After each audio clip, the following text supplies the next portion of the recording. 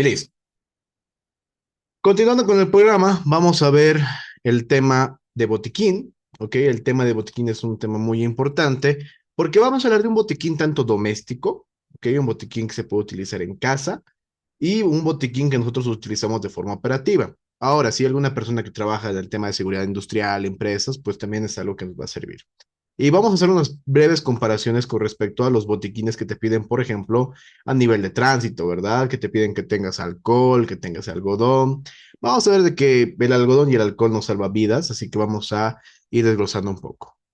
Y aquí voy a hacer la pregunta a ver, ¿quién del chat? Por ahí estamos atentos. Listo, el que está con el usuario Beto Merubia, ¿qué es un botiquín? El que apellida Merubia, ¿qué es un botiquín? Es un conjunto de indumentaria que podemos usar en distintas situaciones. Sea más específico, o sea, indumentaria es ropa. En sí, generalmente lo que conocemos como un botiquín doméstico suele tener, como dicen, ¿no? Gasas, alcohol, alguna que otra cosa muy básica para primeros auxilios. Ya, muy bien. Puedes apagar tu micrófono, listo. Entonces, un botiquín no necesariamente es un conjunto de insumos, ¿ok? Un botiquín va a ser más que todo una herramienta, ¿ok? Es un recurso básico para nosotros, le vamos a denominar así, un recurso básico para los que vamos a brindar primeros auxilios. Obviamente, este elemento básico se conforma de qué? De insumos, ya sean de atención médica, de atención a lo mejor solo básica para curación, y vamos a ver de qué hay diferentes tipos.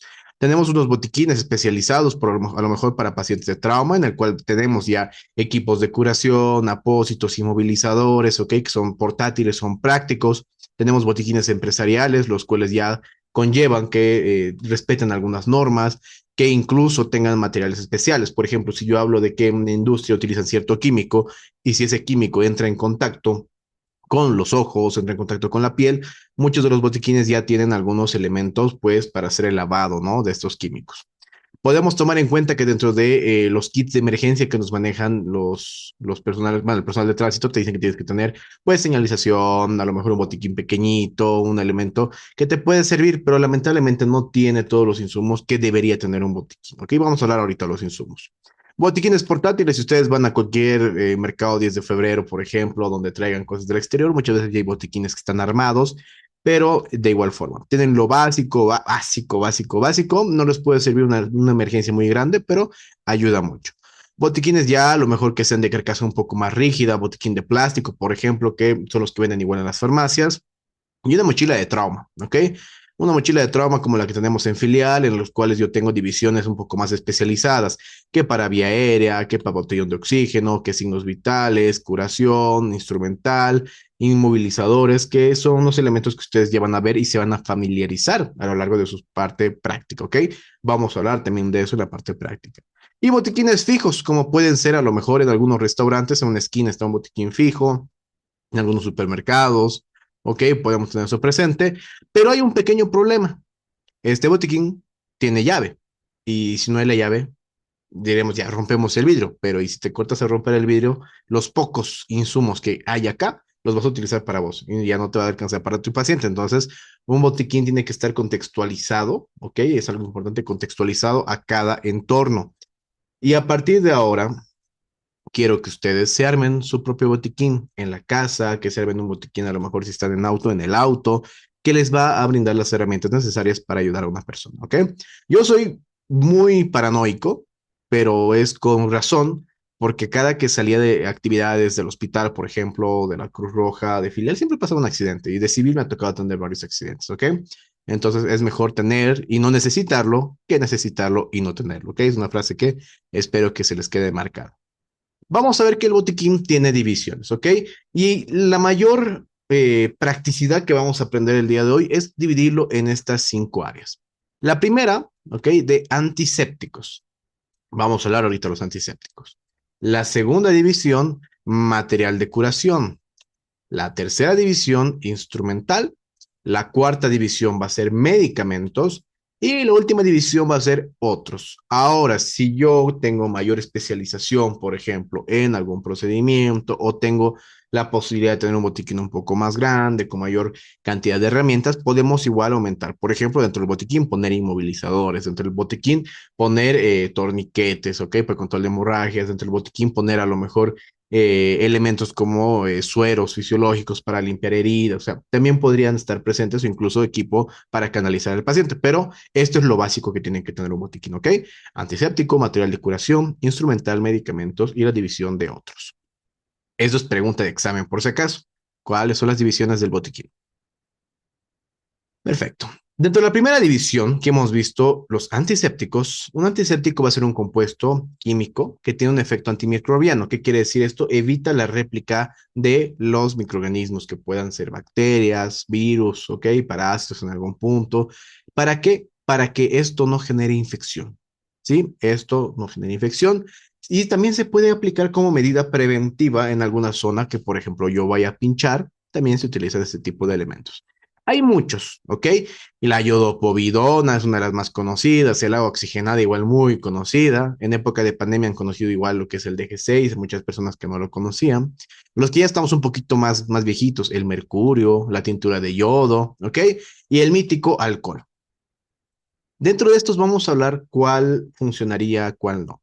La iodopovidona se ha demostrado que sí, es muy práctica de usar, lo usan muchas personas. Algunos detalles técnicos sería de que a lo mejor en mujeres embarazadas tener un poco cuidado porque puede alterar por el tema del yodo algunas vías a nivel endocrino, ¿ok? De la guagüita. Entonces no vamos a tratar de utilizar esto en embarazadas. Se puede utilizar para piel sana, ¿ok? En algún punto si quieres desinfectar, no tienes nada más, puedes utilizarlo. Para piel que tenga heridas también te puede ayudar. Algunas personas hablan de la povidona yodada, que pues sí, también como la iodopovidona, básicamente su nombre lo dice, el yodo en algún punto puede ser tóxico a la larga, ¿no? Si es que utilizan demasiada cantidad, repetidas veces, por ejemplo, pacientes que tienes que hacer una curación todos los días, durante toda su vida, porque no cierra esa herida, pues tener un poco de criterio, ¿ok? Para heridas simples nos sirve la iodopovidona, sí, nos sirve. ¿Y cuál tenemos en el botequín? Tenemos iodopovidona, ¿ok? Dentro de la filial. El agua oxigenada. El agua oxigenada debería ser solo para utilizarse en heridas muy contaminadas. Imagínense que tengo un accidente de tránsito en un parque, en el parque hay heces de perro, en el parque hay algunos elementos que puedan generar infección. Entonces, todo eso yo voy a limpiarlo con agua oxigenada. El agua oxigenada en algún punto te va a ayudar, va a romper todas las bacterias, va a romper tanto células buenas y malas, y es por eso que puede generar incluso irritación. Si yo utilizo agua oxigenada para curar una herida todos los días, se van a dar cuenta que genera lesión, genera irritación, la piel se pone rosadita, ¿ok? Y si se dan cuenta, cuando el agua oxigenada entra en contacto con la sangre, empieza a liberar mucha espuma. Y eso es básicamente porque las células se están rompiendo y pues a nivel químico el oxígeno también está liberándose. Entonces es un tanto lesivo si es que tú lo utilizas en eh, en algún paciente que no lo requiera, ¿ok? Solo para heridas contaminadas te puede servir sin ningún problema. El DG6, sí, hay que diluirlo, que también vamos a aprender a diluirlo. Y el DG6 también es muy práctico, es muy útil, nos puede ayudar en el tema de la limpieza de heridas, ¿sí? Se utiliza, lo único malo es un poquito carito. El alcohol, el mítico alcohol que todo el mundo utiliza para todo y para nada, el alcohol solo te sirve para desinfectar piel sana.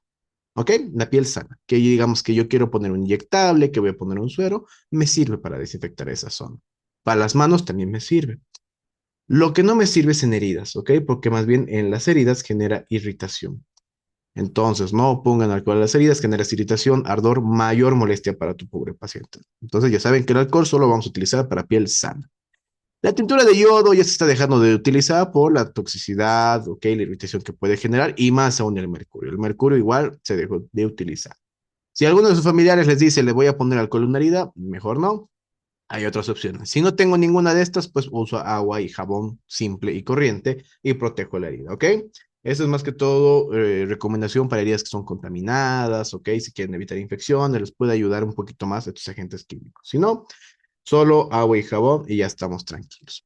Con respecto al material, el Biosep, sí, tenemos igual la clorexidina en algunos hospitales, ok, algunos nombres comerciales, tenemos la povidona jabonosa, pero nos basamos netamente en esos, que son los que tenemos dentro de la filial, que es la iodopovidona, ¿sí? Entonces, bueno, lo que vamos a hacer ahorita también va a ser el tema del material de curación. La rifamicina ayuda, la rifamicina te va a ayudar si es que es una herida que ya está en proceso de cicatrización, que ha sido muy contaminada. También no la recomendamos igual la diestra y siniestra, ¿ok? De forma tópica. Te puede ayudar, sí, pero no para realizar curaciones constantes, ¿va? Entonces, generalmente son para heridas que están abiertas. Tú les pones la rifamicina y encima le cubres con un apósito, por ejemplo, para evitar mayor. Bueno, vamos a hacer entonces otro tipo de elemento que es la división de la curación, ¿ok? Material de curación, en el cual es indispensable que todos ustedes tengan este apartado. ¿El X6 puede desinfectar alimentos? Sí, puede desinfectar alimentos. Sí, se ha utilizado mucho para desinfectar los alimentos.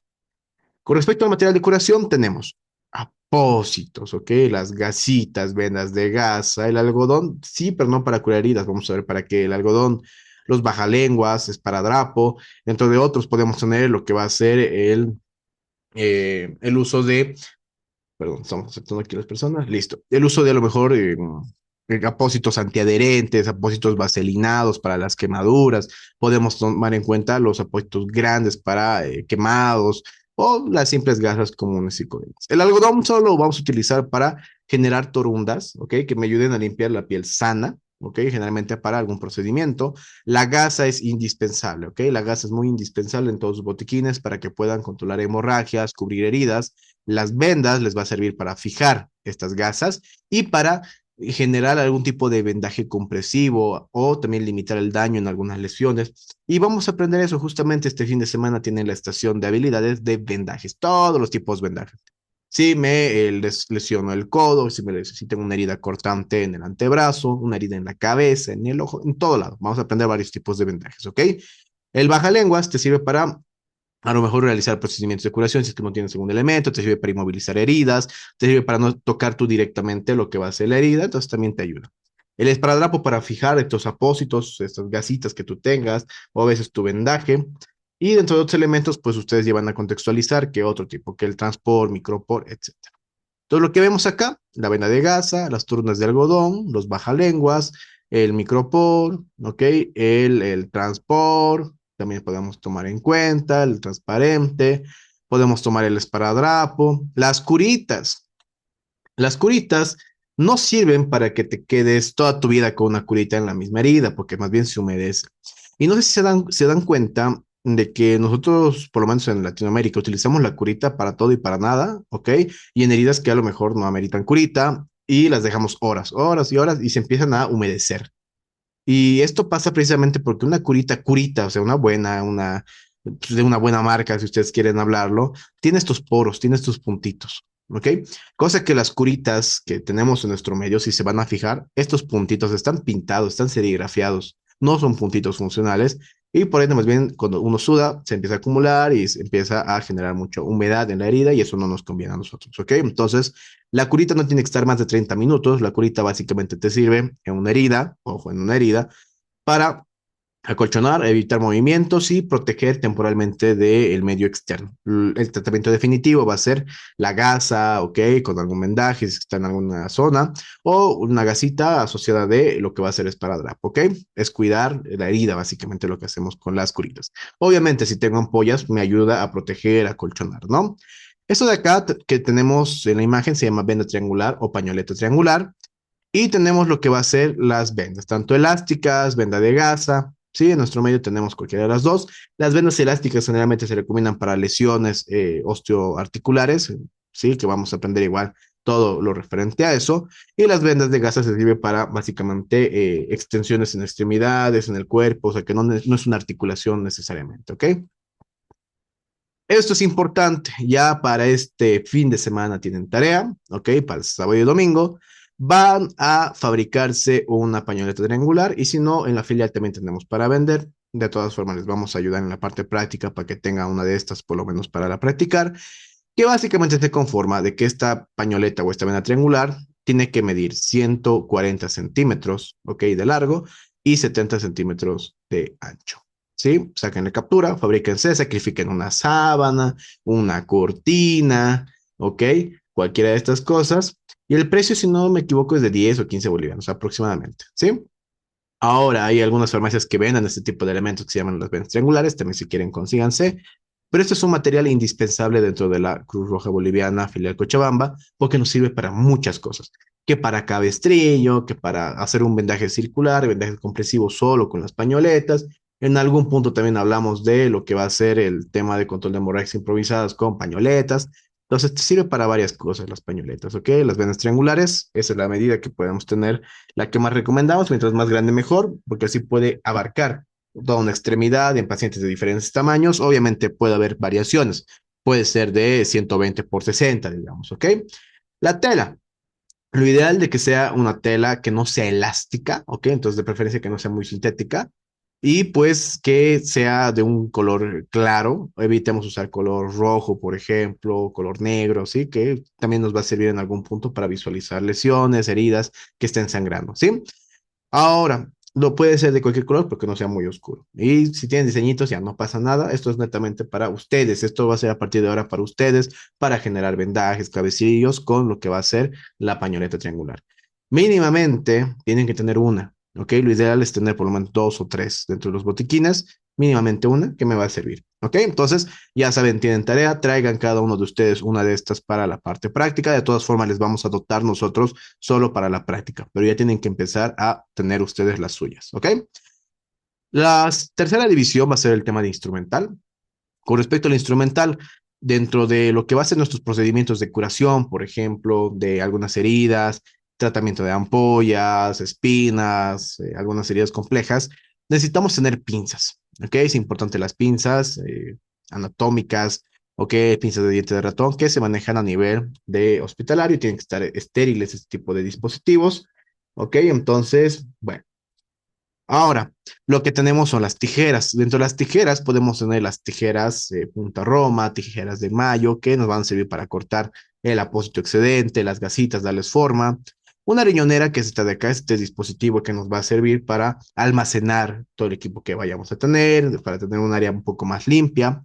Una lupa en algunos de los casos, si es que tenemos heridas pequeñas o tenemos problemas en la vista o estamos en una situación un poco compleja. Incluso para retirar aguijones, espinas, me puede servir el tema de la lupa. Una linterna, la linterna me va a ayudar para poder visualizar el reflejo pupilar que ya hemos visto en signos vitales.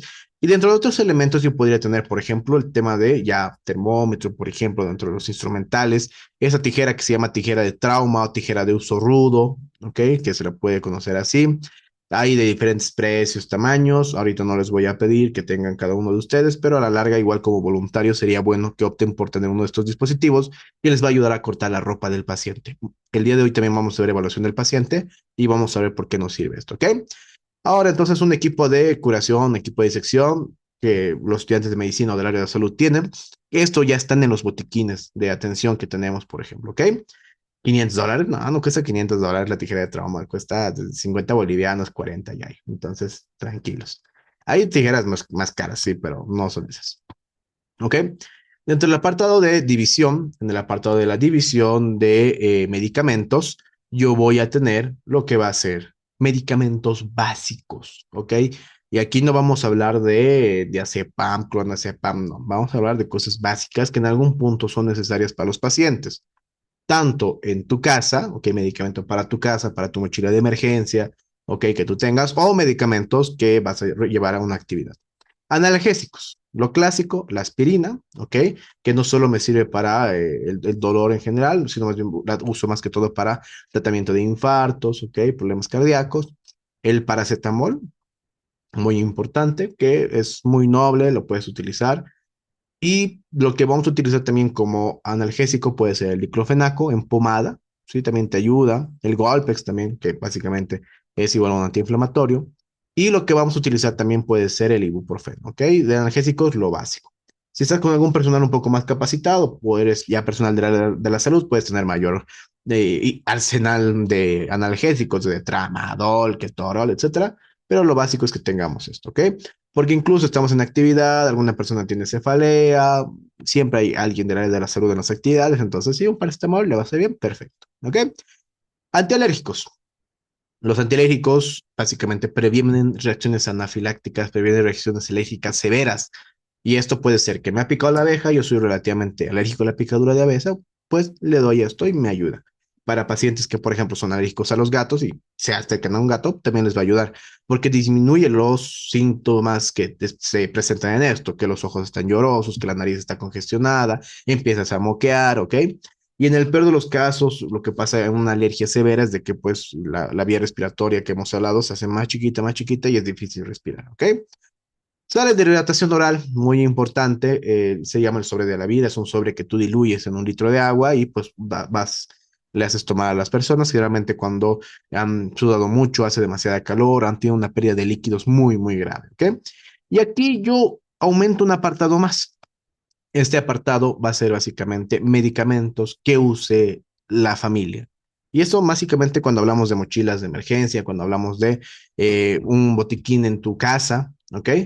Alergia a un antialérgico. Es muy complicado que tenga alergia a un antialérgico porque un antialérgico actúa en la alergia, ¿ok? Inhibiendo algunas células. Pero vamos a hablar cuando hablemos de reacciones anafilácticas, que hay tratamientos que te pueden ayudar a una alergia severa, ¿ok? El uso de la epinefrina o la adrenalina que lo vamos a aprender. Esto es algo un poco más complejo, pero van a llevarlo. Y pues bueno, eso. O en su defecto, traslado rápido, ¿no? Porque la reacción alérgica no es que tarda segundos en aparecer, tarda cierto tiempito. Hay otros elementos como pueden ser los corticoides, la dexametasona, esas cosas que son otro mundo, pero lo vamos a ver en el tema de alergias, ¿ok? Listo. Posterioremos con lo que va a ser entonces los medicamentos que usa la familia. ¿Ok? Si mi papá es hipertenso, pues que tenga sus medicamentos. Si mi papá es diabético, pues voy a tener sus medicamentos antidiabéticos en mi botiquín. Si tienes asma, pues igual sus medicamentos de las personas con asma, sus inhaladores. ¿Por qué? Porque si pasa algo, lo primero que haces es agarrar tu mochila de emergencia y muchas veces ya conlleva tu botiquín o tu botiquín. Y si, digamos, has perdido tu casa, una inundación o algo, vas a estar en un campamento provisorio y tienes que tomar tu medicamento al día siguiente, pues ya lo tienes ahí. Es importante que tengamos eso, ¿ok? El tema de los medicamentos que usa propiamente la familia. Dentro de otros, aquí hablamos que podemos tener nuestro equipo de protección personal, varios pares de guantes, varios pares de barbijos, que nuestros lentes de protección, una libreta y un bolígrafo si es que en algún punto hay un paciente que no quiere ser atendido o los familiares no quieren, tú anotas ahí los datos y que firmen, ¿ok? O incluso dentro de la libreta tú anotas los signos vitales de tu paciente, qué le ha pasado, qué es lo que tenía, todo lo que has visto y le das al personal que se lo está recogiendo al paciente, al accidentado, ¿no? El jaboncillo para lavarte las manos cuando se pueda. Una toalla, puedes usar toallas húmedas o las toallas para secarnos. Un manual de primeros auxilios que pues eso las guías te lo recomiendan, ¿no? Que tu botiquín tenga un manual de primeros auxilios si es que tú no vas a estar de responsable. Si digamos, pasa algo en mi casa y yo no estoy presente, ellos viendo el manual se pueden ir guiando a la atención, ¿no? El equipo de protección personal, una botellita de agua, que casi no lo manejamos porque manejamos nosotros ya el suero para limpiar heridas, para irrigar algunas cosas.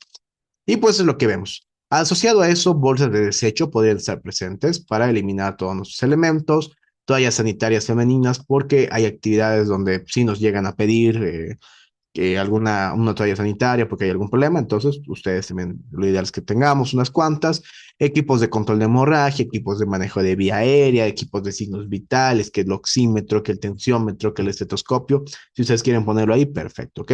Pero es lo básico que tiene que llevar un botiquín.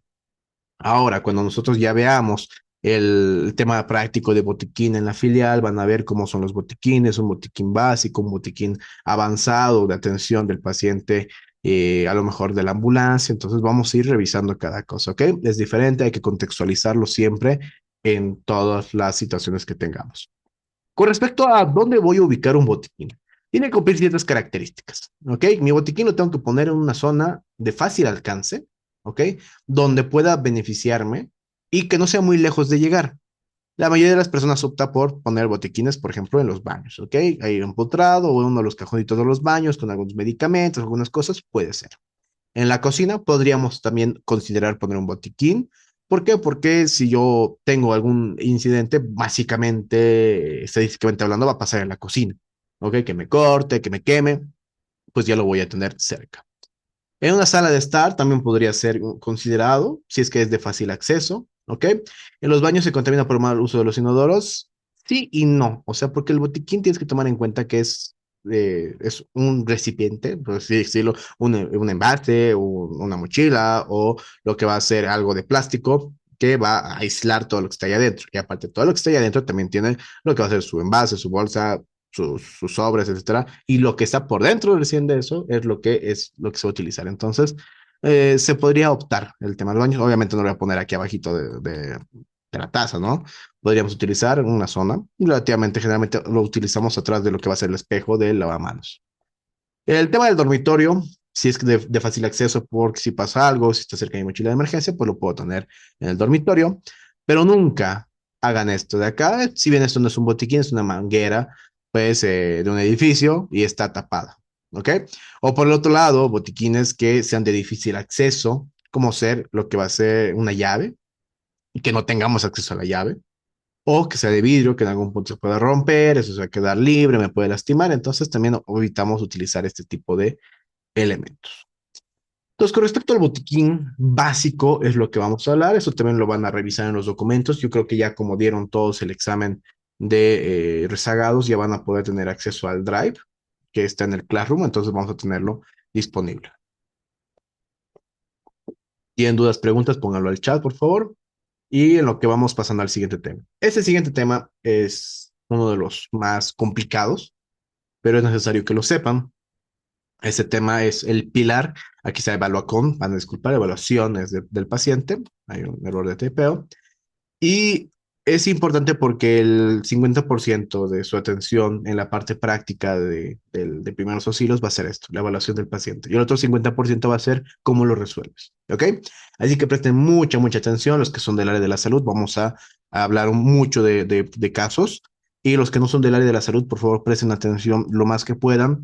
Si no entienden algo, anótenselo, ¿ok? En su cuaderno, anótenselo y cuando ya veamos los temas por separado, que control de hemorragias, que vía aérea, que la respiración, que los golpes en la cabeza, cuando ya veamos esos temas, van a poder aclarar sus dudas. ¿Ok? Ahorita estos lo vamos a ver a grandes rasgos de todo lo que conlleva la atención y la evaluación del paciente. ¿Sí? La bibliografía que vamos a utilizar para esto, que está dentro de los anexos, es PHTLS. ¿Ok? No les voy a dejar todo el libro para que lo lean, solo vamos a utilizar el tema de evaluación del paciente, que es lo que nos interesa. ¿Sí? La evaluación del paciente es la clave para esto. Y el PHTLS es el curso de soporte vital de trauma prehospitalario. Es básicamente el curso que te enseña a nivel internacional cómo atender a un paciente politraumatizado, un paciente accidentado. Y son las guías más recientes. Esta es la 9ª edición, ya estamos en la 10ª. La Cruz Roja lo damos en la filial. Entonces, mi persona y muchos de los facilitadores que van a estar con ustedes somos instructores de este programa. Para esto yo tengo que entender qué es el trauma. El trauma es cualquier evento físico que arremeta contra otra persona. ¿Ok? Vamos a verlo así. Un paciente de trauma va a ser una persona que estaba tranquila o estaba caminando en la calle y un elemento físico, pues un auto, lo atropella. Arremete contra la integridad de la otra persona. Por otro lado, si yo estoy subiendo unas escaleras y me caigo y me golpeo la cabeza, pues tengo un trauma producto de qué? De un impacto contra una superficie. ¿Contra qué? Una superficie rígida muchas veces, ¿ok? Y cuando yo hablo del trauma, cuando yo hablo de, por ejemplo, accidentes, caídas, etcétera, yo voy a hablar que tengo tres fases. La primera fase es la fase del evento, pero la fase previa al evento, la segunda es la fase del evento y la tercera es la fase posterior al evento. Esto es muy importante porque la fase previa al evento y la fase del evento, yo no tengo control. ¿Ok? Yo no puedo realizar nada porque ya ha pasado, está pasando el incidente. Donde yo sí tengo efecto y tengo la posibilidad de generar un tratamiento es en la fase posterior al evento. Y vamos a ver cada una. La fase previa al evento es la fase donde yo debería más bien prevenir. Que si estás manejando no uses celular, que si estás con tu motocicleta utiliza casco, que el cinturón de seguridad, ¿ok? Que no manejes altas velocidades, que no bebas bebidas alcohólicas cuando estés manejando, etcétera. ¿Ok? La fase previa al evento, básicamente prevención. Los de juventud, por ejemplo, se encarga de esa área dentro de la filial. El tema de prevención, accidentes de tránsito, vialidad, también es un área de los de juventud. La fase del evento propiamente dicho es cuando ya ocurrió el accidente, el momento exacto donde ocurre el accidente, donde la persona se golpea la cabeza, se golpea el tórax, que tiene una lesión en el abdomen, si es que es una caída, que se golpea la cabeza, se golpea la espalda, es la fase netamente donde está ocurriendo el accidente, ¿ok? Y aquí hay lesiones que a la larga se pueden ir complicando. Y estas se pueden prevenir con algunas cosas que ya hemos visto en la fase previa al evento, que si estaba con cinturón, pues le va a ayudar. Si las bolsas de aire funcionan, se han activado, le han ayudado a que minimice el golpe, ¿ok? Ahora, si es que el paciente no portaba cinturón de seguridad, el auto era muy viejo y no tenía bolsas de aire, pues probablemente tenga mayor lesión que una persona que sí hubiera estado a lo mejor un poco más protegida. ¿Sí? Entonces, la fase del evento es cuando ya ha pasado y ya hay lesiones. La fase posterior al evento es cuando el personal prehospitalario ya ayuda, el personal que va a brindar primeros auxilios, que el personal el ego, que también se les conoce a las personas civil, que va a ayudar, ¿ok? O que el paramédico, que el médico que está en la escena, pues ayuda. Pero ¿qué es lo que pasa? Si yo no estoy bien capacitado en la fase posterior al evento, genero mayor daño a mi paciente. Y es lo que hemos hablado nosotros en lo que eran los objetivos de los primeros auxilios, ¿verdad? El minimizar o evitar el daño físico y psicológico en los pacientes. Entonces, hay que saber actuar. Hay que saber ayudar al paciente sin empeorar su cuadro. Muy bien. ¿Qué requisitos tengo yo que cumplir para poder generar un buen espacio, para poder ser un buen primer respondiente, para poder ayudar bien a mis pacientes? Pues una buena preparación física, mental y emocional.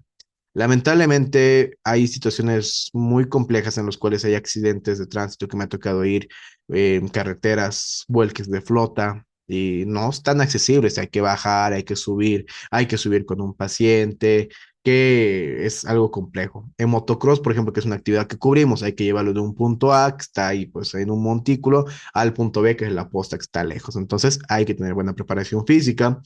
En el medio prehospitalario, en las ambulancias privadas, por ejemplo, te llaman para bajar un señor gordito de 90, 100 kilos que no puede caminar desde un tercer piso donde no hay elevadores, pues el señor se siente mal, tiene que ir al hospital, tiene dificultad para respirar, pues también tenemos un problema ahí porque necesitamos buena condición física. ¿Sí? Importante. Y es por eso que van a estar con la preparación física dentro de el proceso de formación. La preparación mental y emocional no estamos diseñados para ver gente morir, ver gente sufrir. Es algo muy complejo, es una carga emocional muy grave y lo hemos visto en la pandemia, donde la carga de pacientes era muy grande y pues te podría generar mucha afectación mental, ¿no? Entonces es importante aprender a manejar las emociones. Si la familia está gritando, si la hija está llorando, no te vas a poner a lo mejor a ponerte agresivo con las personas, no, tienes que mantener la calma, estar muy seguro de lo que estás haciendo y manejar la escena, no dejar que la escena te maneje a ti, sino más bien tú manejar la escena. Tienes que tener buen conocimiento y habilidades prácticas, entonces tanto la parte teórica y la parte práctica van a ayudar mucho. Puntualidad en la parte práctica, por favor, y puntualidad con todo. Lo que ustedes hagan, la puntualidad es muy importante, ¿ok? Especialmente en Latinoamérica estamos acostumbrados a llegar tarde y por lo mismo ustedes pueden llegar tarde a su paciente. Entonces, no, ¿verdad? Tienen que llegar lo más rápido posible de forma puntual. La seguridad es importante, lo que hemos hablado, el yo, ¿verdad? Es importante que ustedes vean su seguridad, incluso desde el tema de la indumentaria, que pues uso de guantes, que usar botas de seguridad, de preferencia, de la bioseguridad ya hemos hablado, y priorizar las necesidades del paciente. Si el paciente solo requiere que le inmovilice la fractura, perfecto. No vamos a hacer eso, no voy a hacer otros procedimientos innecesarios, como por ejemplo, si estoy cerquita de un hospital no le voy a poner suero, no es necesario, estoy a menos de 5 minutos, no es tan primordial, lo que voy a tardar más haciendo otros procedimientos, que incluso si es que el paciente necesita oxígeno, pues listo. Si el paciente está en un domicilio, y es algo que sí genera mucha controversia, si el paciente está en un domicilio y tú puedes resolver el cuadro o lo que ha pasado en el domicilio, pese a que nos han llamado como ambulancia, también se quedan en el domicilio porque es algo que se puede manejar ahí y es algo que van a ir aprendiendo, especialmente las personas que quieran dedicarse a lo que es atención prehospitalaria, van a ir viéndolo poco a poco, porque los hospitales, especialmente públicos, están colapsados. Entonces, si llevas algo que se puede resolver en el domicilio a un hospital colapsado, pues ahí vamos a ayudar un poquito al sistema sanitario.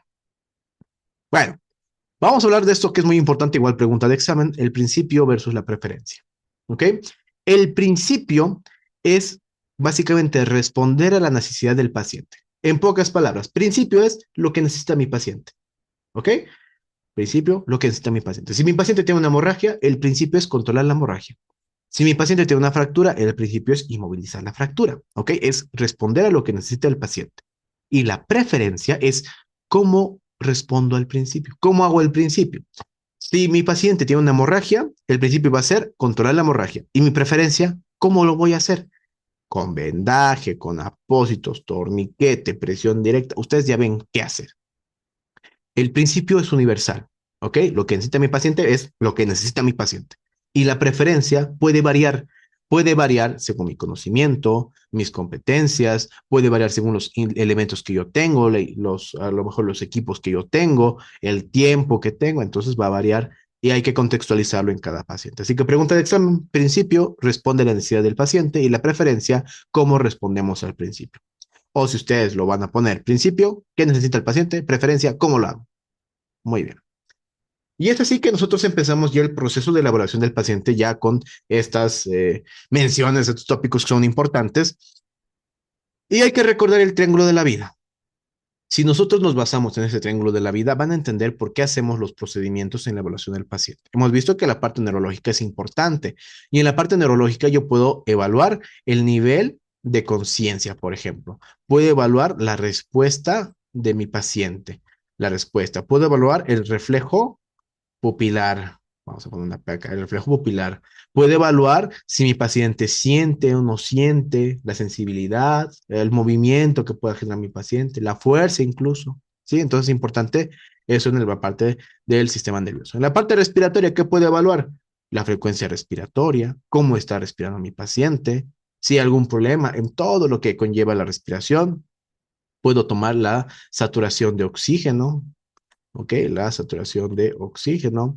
Puedo tomar en cuenta la vía aérea, ver de que mi paciente esté metiendo el aire y que no haya ningún objeto, que no haya un cuerpo extraño en la vía aérea.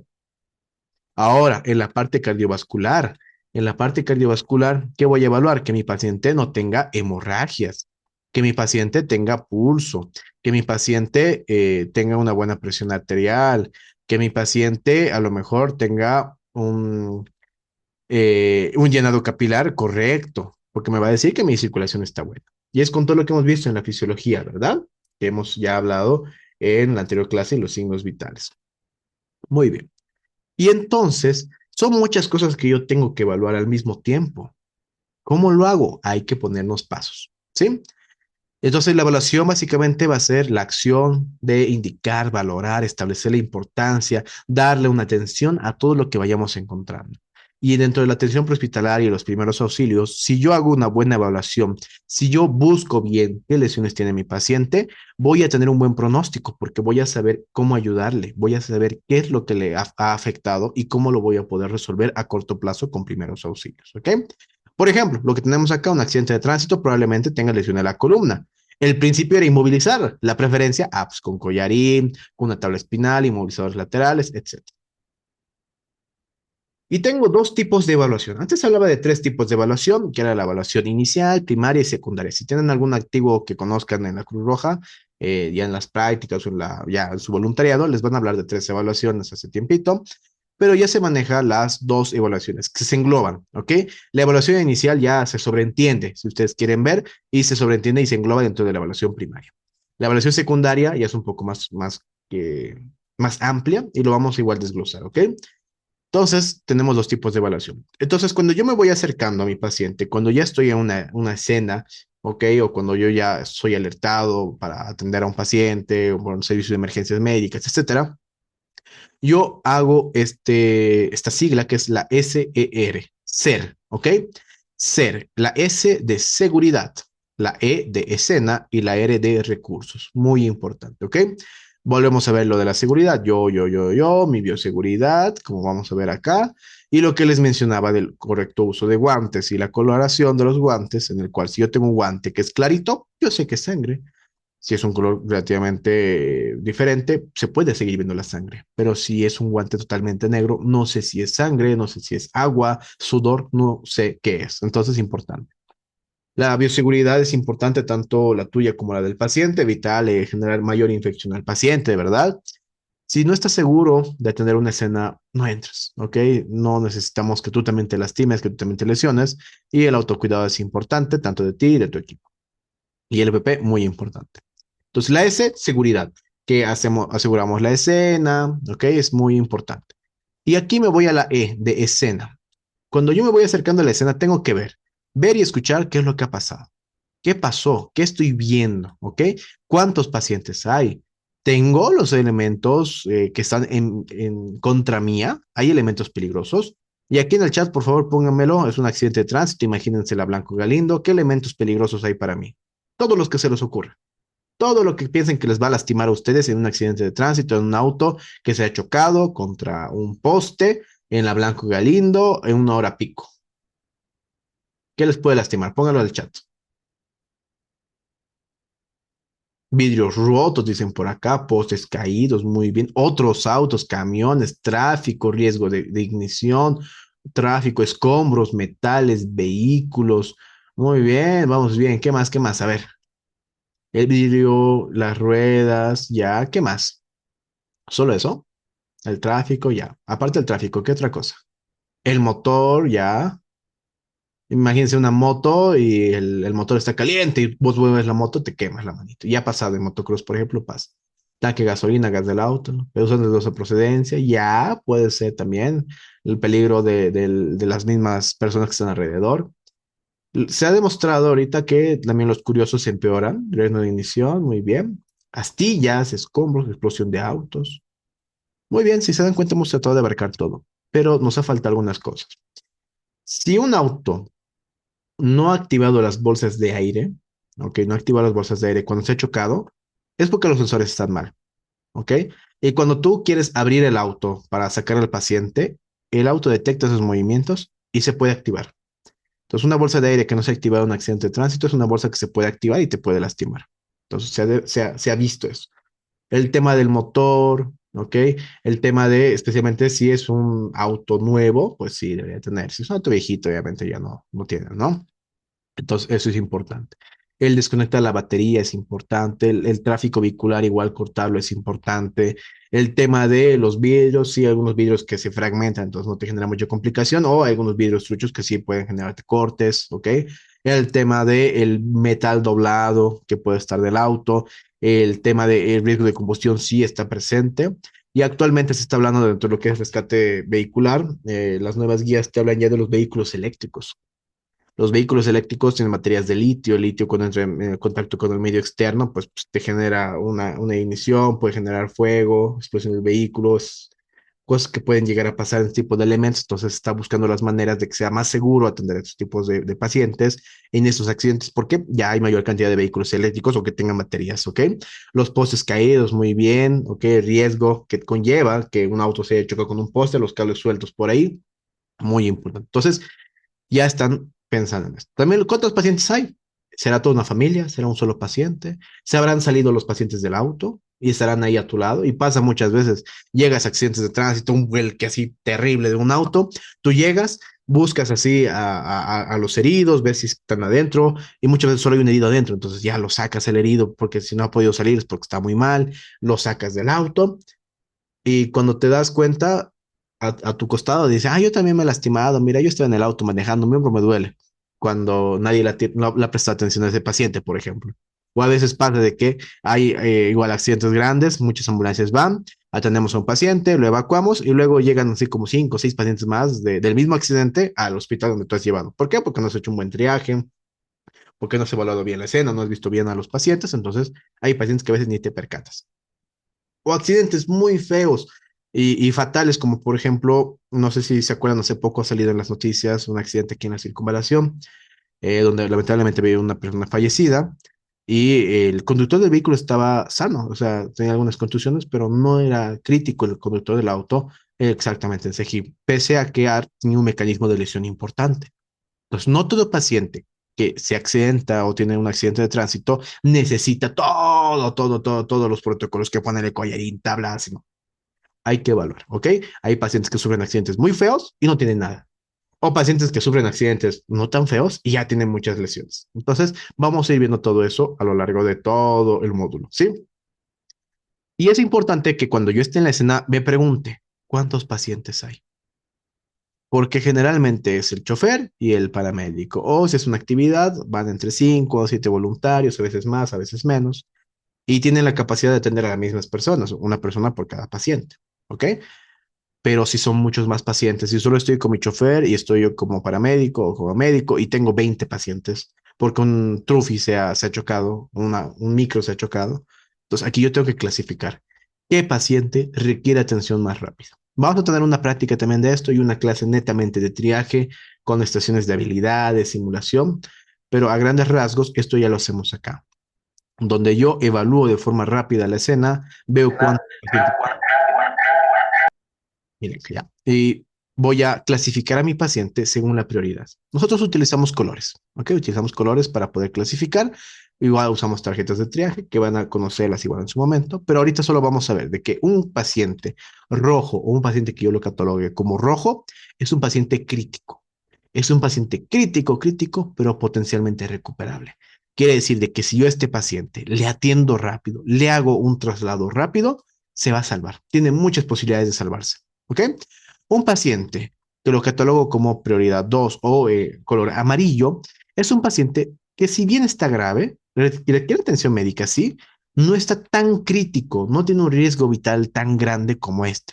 Aquí yo puedo hablar, por ejemplo, que este paciente puede esperar cierto tiempo para poder ser atendido. Puede hablar incluso hasta algunas horas, ¿no? Pero obviamente según el caso. Aquí hablamos de a lo mejor fracturas, hablamos de luxaciones, algún tipo de quemadura, alguna herida grande, que el sangrado esté controlado. Entonces aquí hablamos de ese tipo de pacientes, ¿ok? En la prioridad 3 o los pacientes de color verde, que los clasificamos en color verde, son pacientes que tienen lesiones leves. Muchas veces no son grandes, son golpecitos, que moretes, que un esguince que me dobló mi muñeca, que son pacientes que no tienen alguna alteración en sus funciones y pueden ir por sus medios al hospital. O en algún caso tú ya recolectas varios verdes, incluso te pueden ayudar ellos a brindar atención a tus pacientes. Por ejemplo, si es para mover, llevar, cargar, también te pueden ayudar ellos, ¿ok? No están graves, no comprometen su vida y es la última prioridad. Y la cuarta prioridad es el color negro. ¿Ok? El color negro es un paciente que clínicamente está muerto o que está agonizando y no tiene posibilidades de sobrevivir. Por ejemplo, un paciente que ha fallecido en el lugar, que tenga lesión incompatible con la vida, por ejemplo, un que está decapitado, que tenga una sección completa de la cintura para abajo, ¿ok? Que sea un paciente muy, muy, muy crítico. Y estos pacientes los dejamos en último. ¿Por qué? Porque en la RCP mínimamente voy a estar, masa encefálica expuesta, muy bien, ¿ok? Que tengan lesiones incompatibles con la vida. Que eso igual lo vamos a ir viendo cuando veamos triaje. Y pues estos pacientes no se van a recuperar. Y no voy a esforzarme en quererlo reanimar a este paciente con todo mi personal, porque hasta que yo esté reanimando a este paciente, este ya se murió, este se volvió rojo, ¿ok? Entonces es importante que ustedes vayan a los pacientes que son potencialmente recuperables. Y eso lo vamos a ver en el tema de triaje, netamente triaje, en la teoría y la práctica. Y esto, triaje lo vamos a ver ya casi como último tema, cuando ya aprendan la atención integral de todos los pacientes, ya aprendan a estar más seguros, aprendan a mover, a llevar pacientes, vamos a ver esto, ¿ok? Pero como recordatorio, ya tengan esto. El rojo, amarillo, verde, nuestra bandera, y el negro al final, que es el paciente que no tiene signos vitales. Algunos ponen otro elemento, que es plomo, por ejemplo. Ahora, dentro del triaje de servicios de manera hospitalaria, no. En el hospital sí manejamos más colores que igual conlleva el tiempo de espera. En algunos hospitales la sala de emergencia incluso realiza curaciones y una curación pues no es prioridad. Hay algunos que son, por ejemplo, hemorragias o digo lesiones en población especiales, pediátricas, obstétricas, etcétera, que sí van modificándose. Si es que quieren el hospitalario, se los voy a mandar para que vean. Justamente hemos hecho un proyecto con eso de que algunos pacientes dicen, pero ¿por qué él ha entrado primero? O sea, entra primero porque está muriendo. O hay gente que dice, me tengo que estar muriendo para que me atiendan. Pues sí, es emergencias. Entonces, es básicamente, si eres rojo, un paciente rojo, obviamente te vas a atender rápido porque tu vida está en peligro. Pero si has venido por un resfrío a las 3 de la mañana, pues no corre peligro tu vida, ¿no? Entonces, ahí vamos a tomar en cuenta ese tipo de cosas, tanto a nivel hospitalario y hospitalario. Cuando hablamos del tema de recursos, aquí yo voy a preguntarme con cuánto personal cuento, cuántas ambulancias tengo, cuántos botiquines de trauma tengo y si están completos o no, y qué otras instituciones me pueden colaborar. Por ejemplo, trabajamos mucho a nivel de Cochabamba, hay muchas redes de contacto vía telefónica cuando tenemos accidentes de tránsito, en el cual solicitamos apoyo de más ambulancias o personal de bomberos, ok, personal de la policía, que trabajamos bien, ¿no? Por ahora estamos trabajando relativamente bien, no es como antes que era cada uno por su lado, ahora sí ya lo hacemos un poco más integrado, y pues que si es un incidente muy grande que sobrepasa mis capacidades, pues ya tengo apoyo. que si necesito liberar un paciente de un vehículo con equipo especializado, pues ya hablo a bomberos.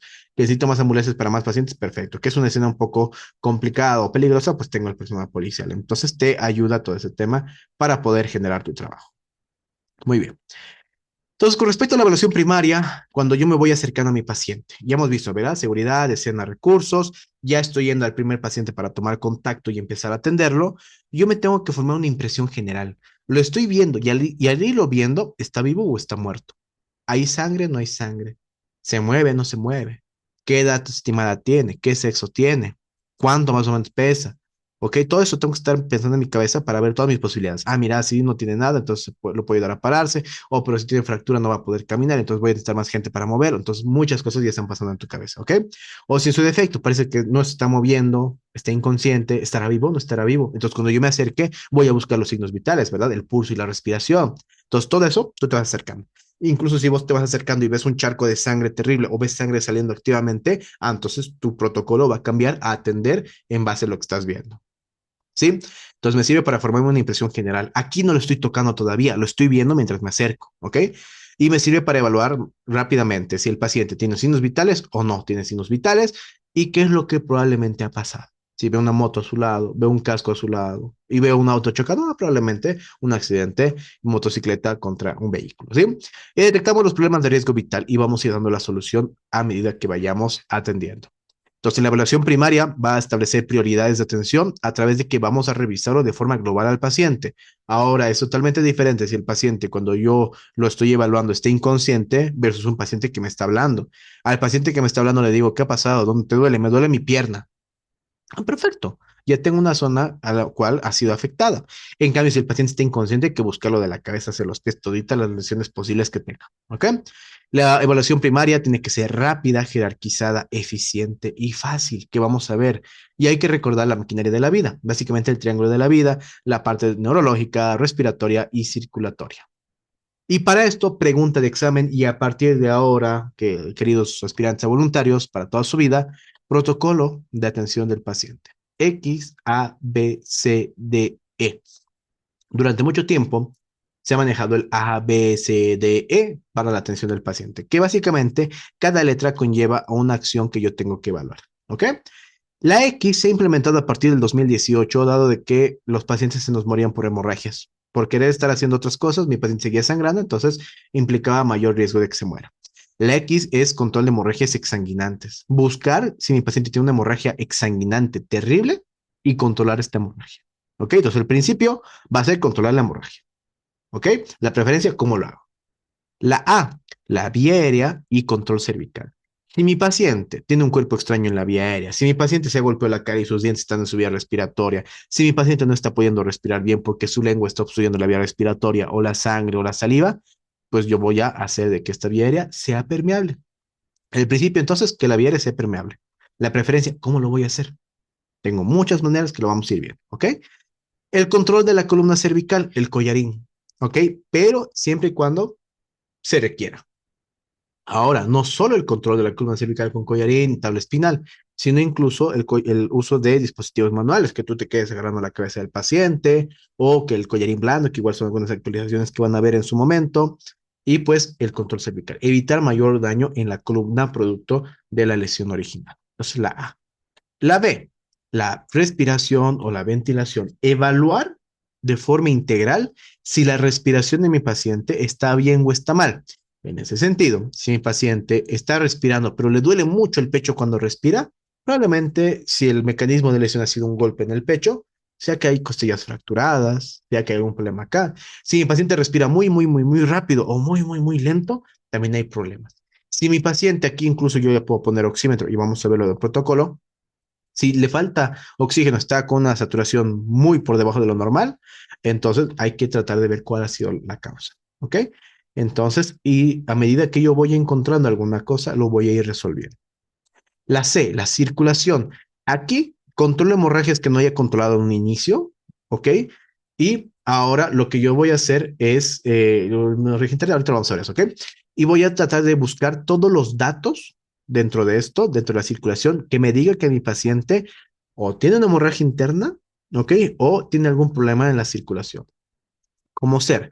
En la circulación voy a ver la piel, la temperatura, si está sudando o no, si mi paciente está quedándose a lo mejor con un llenado capilar muy aumentado y lo vamos a hablar en su momento. Entonces, respondiendo a la pregunta de Maite, generalmente cuando evaluamos la circulación, ya podemos tomar en cuenta que si hay alteraciones acá es porque hay sangrado en otra parte. Porque si ya he controlado mi sangrado arriba y no hay más sangrado, mi paciente no debería estarse complicando más y más y más, ¿ok? Y vamos a ver más rato, justo en el módulo de circulación, qué es lo que ha pasado. En la D, discapacidad o lesión neurológica, que también se le habla. Aquí yo voy a evaluar de forma integral a mi paciente. Y responde a estímulos verbales, a estímulos motores, ¿ok? Estímulos visuales. Vamos a evaluar algo que se llama la escala de coma de Glasgow, que es importante que conozcan. Y también escalas más básicas como el ABDI para pues ver niveles de conciencia, etcétera. Y en la E, yo voy a hablar de la exposición y lesiones que puedan estar asociadas.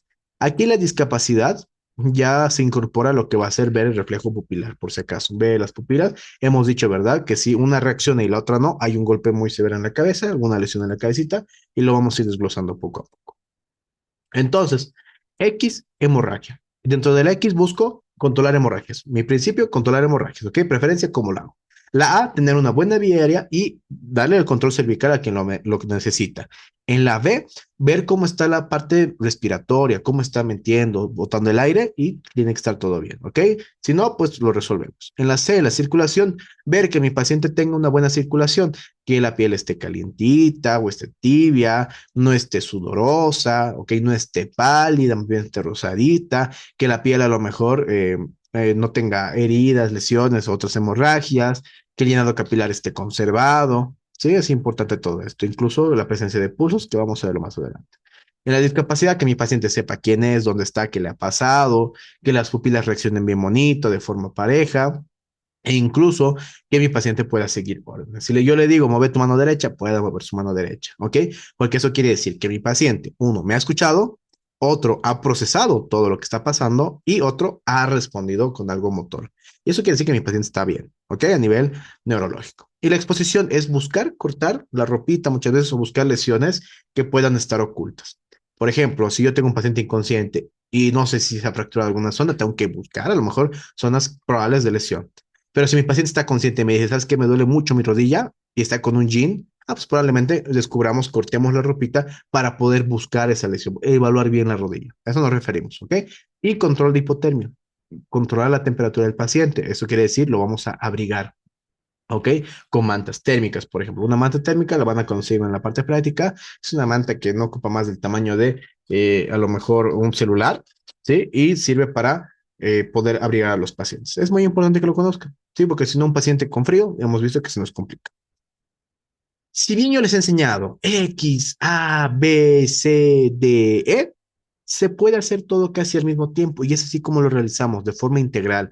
Cuando nos estamos acercando al paciente, ya estoy percatándome de mi cabecita si hay X, si hay hemorragia presente. Ya estoy viendo si hay sangrados o no hay sangrado. Entonces me voy acercando, veo si hay X.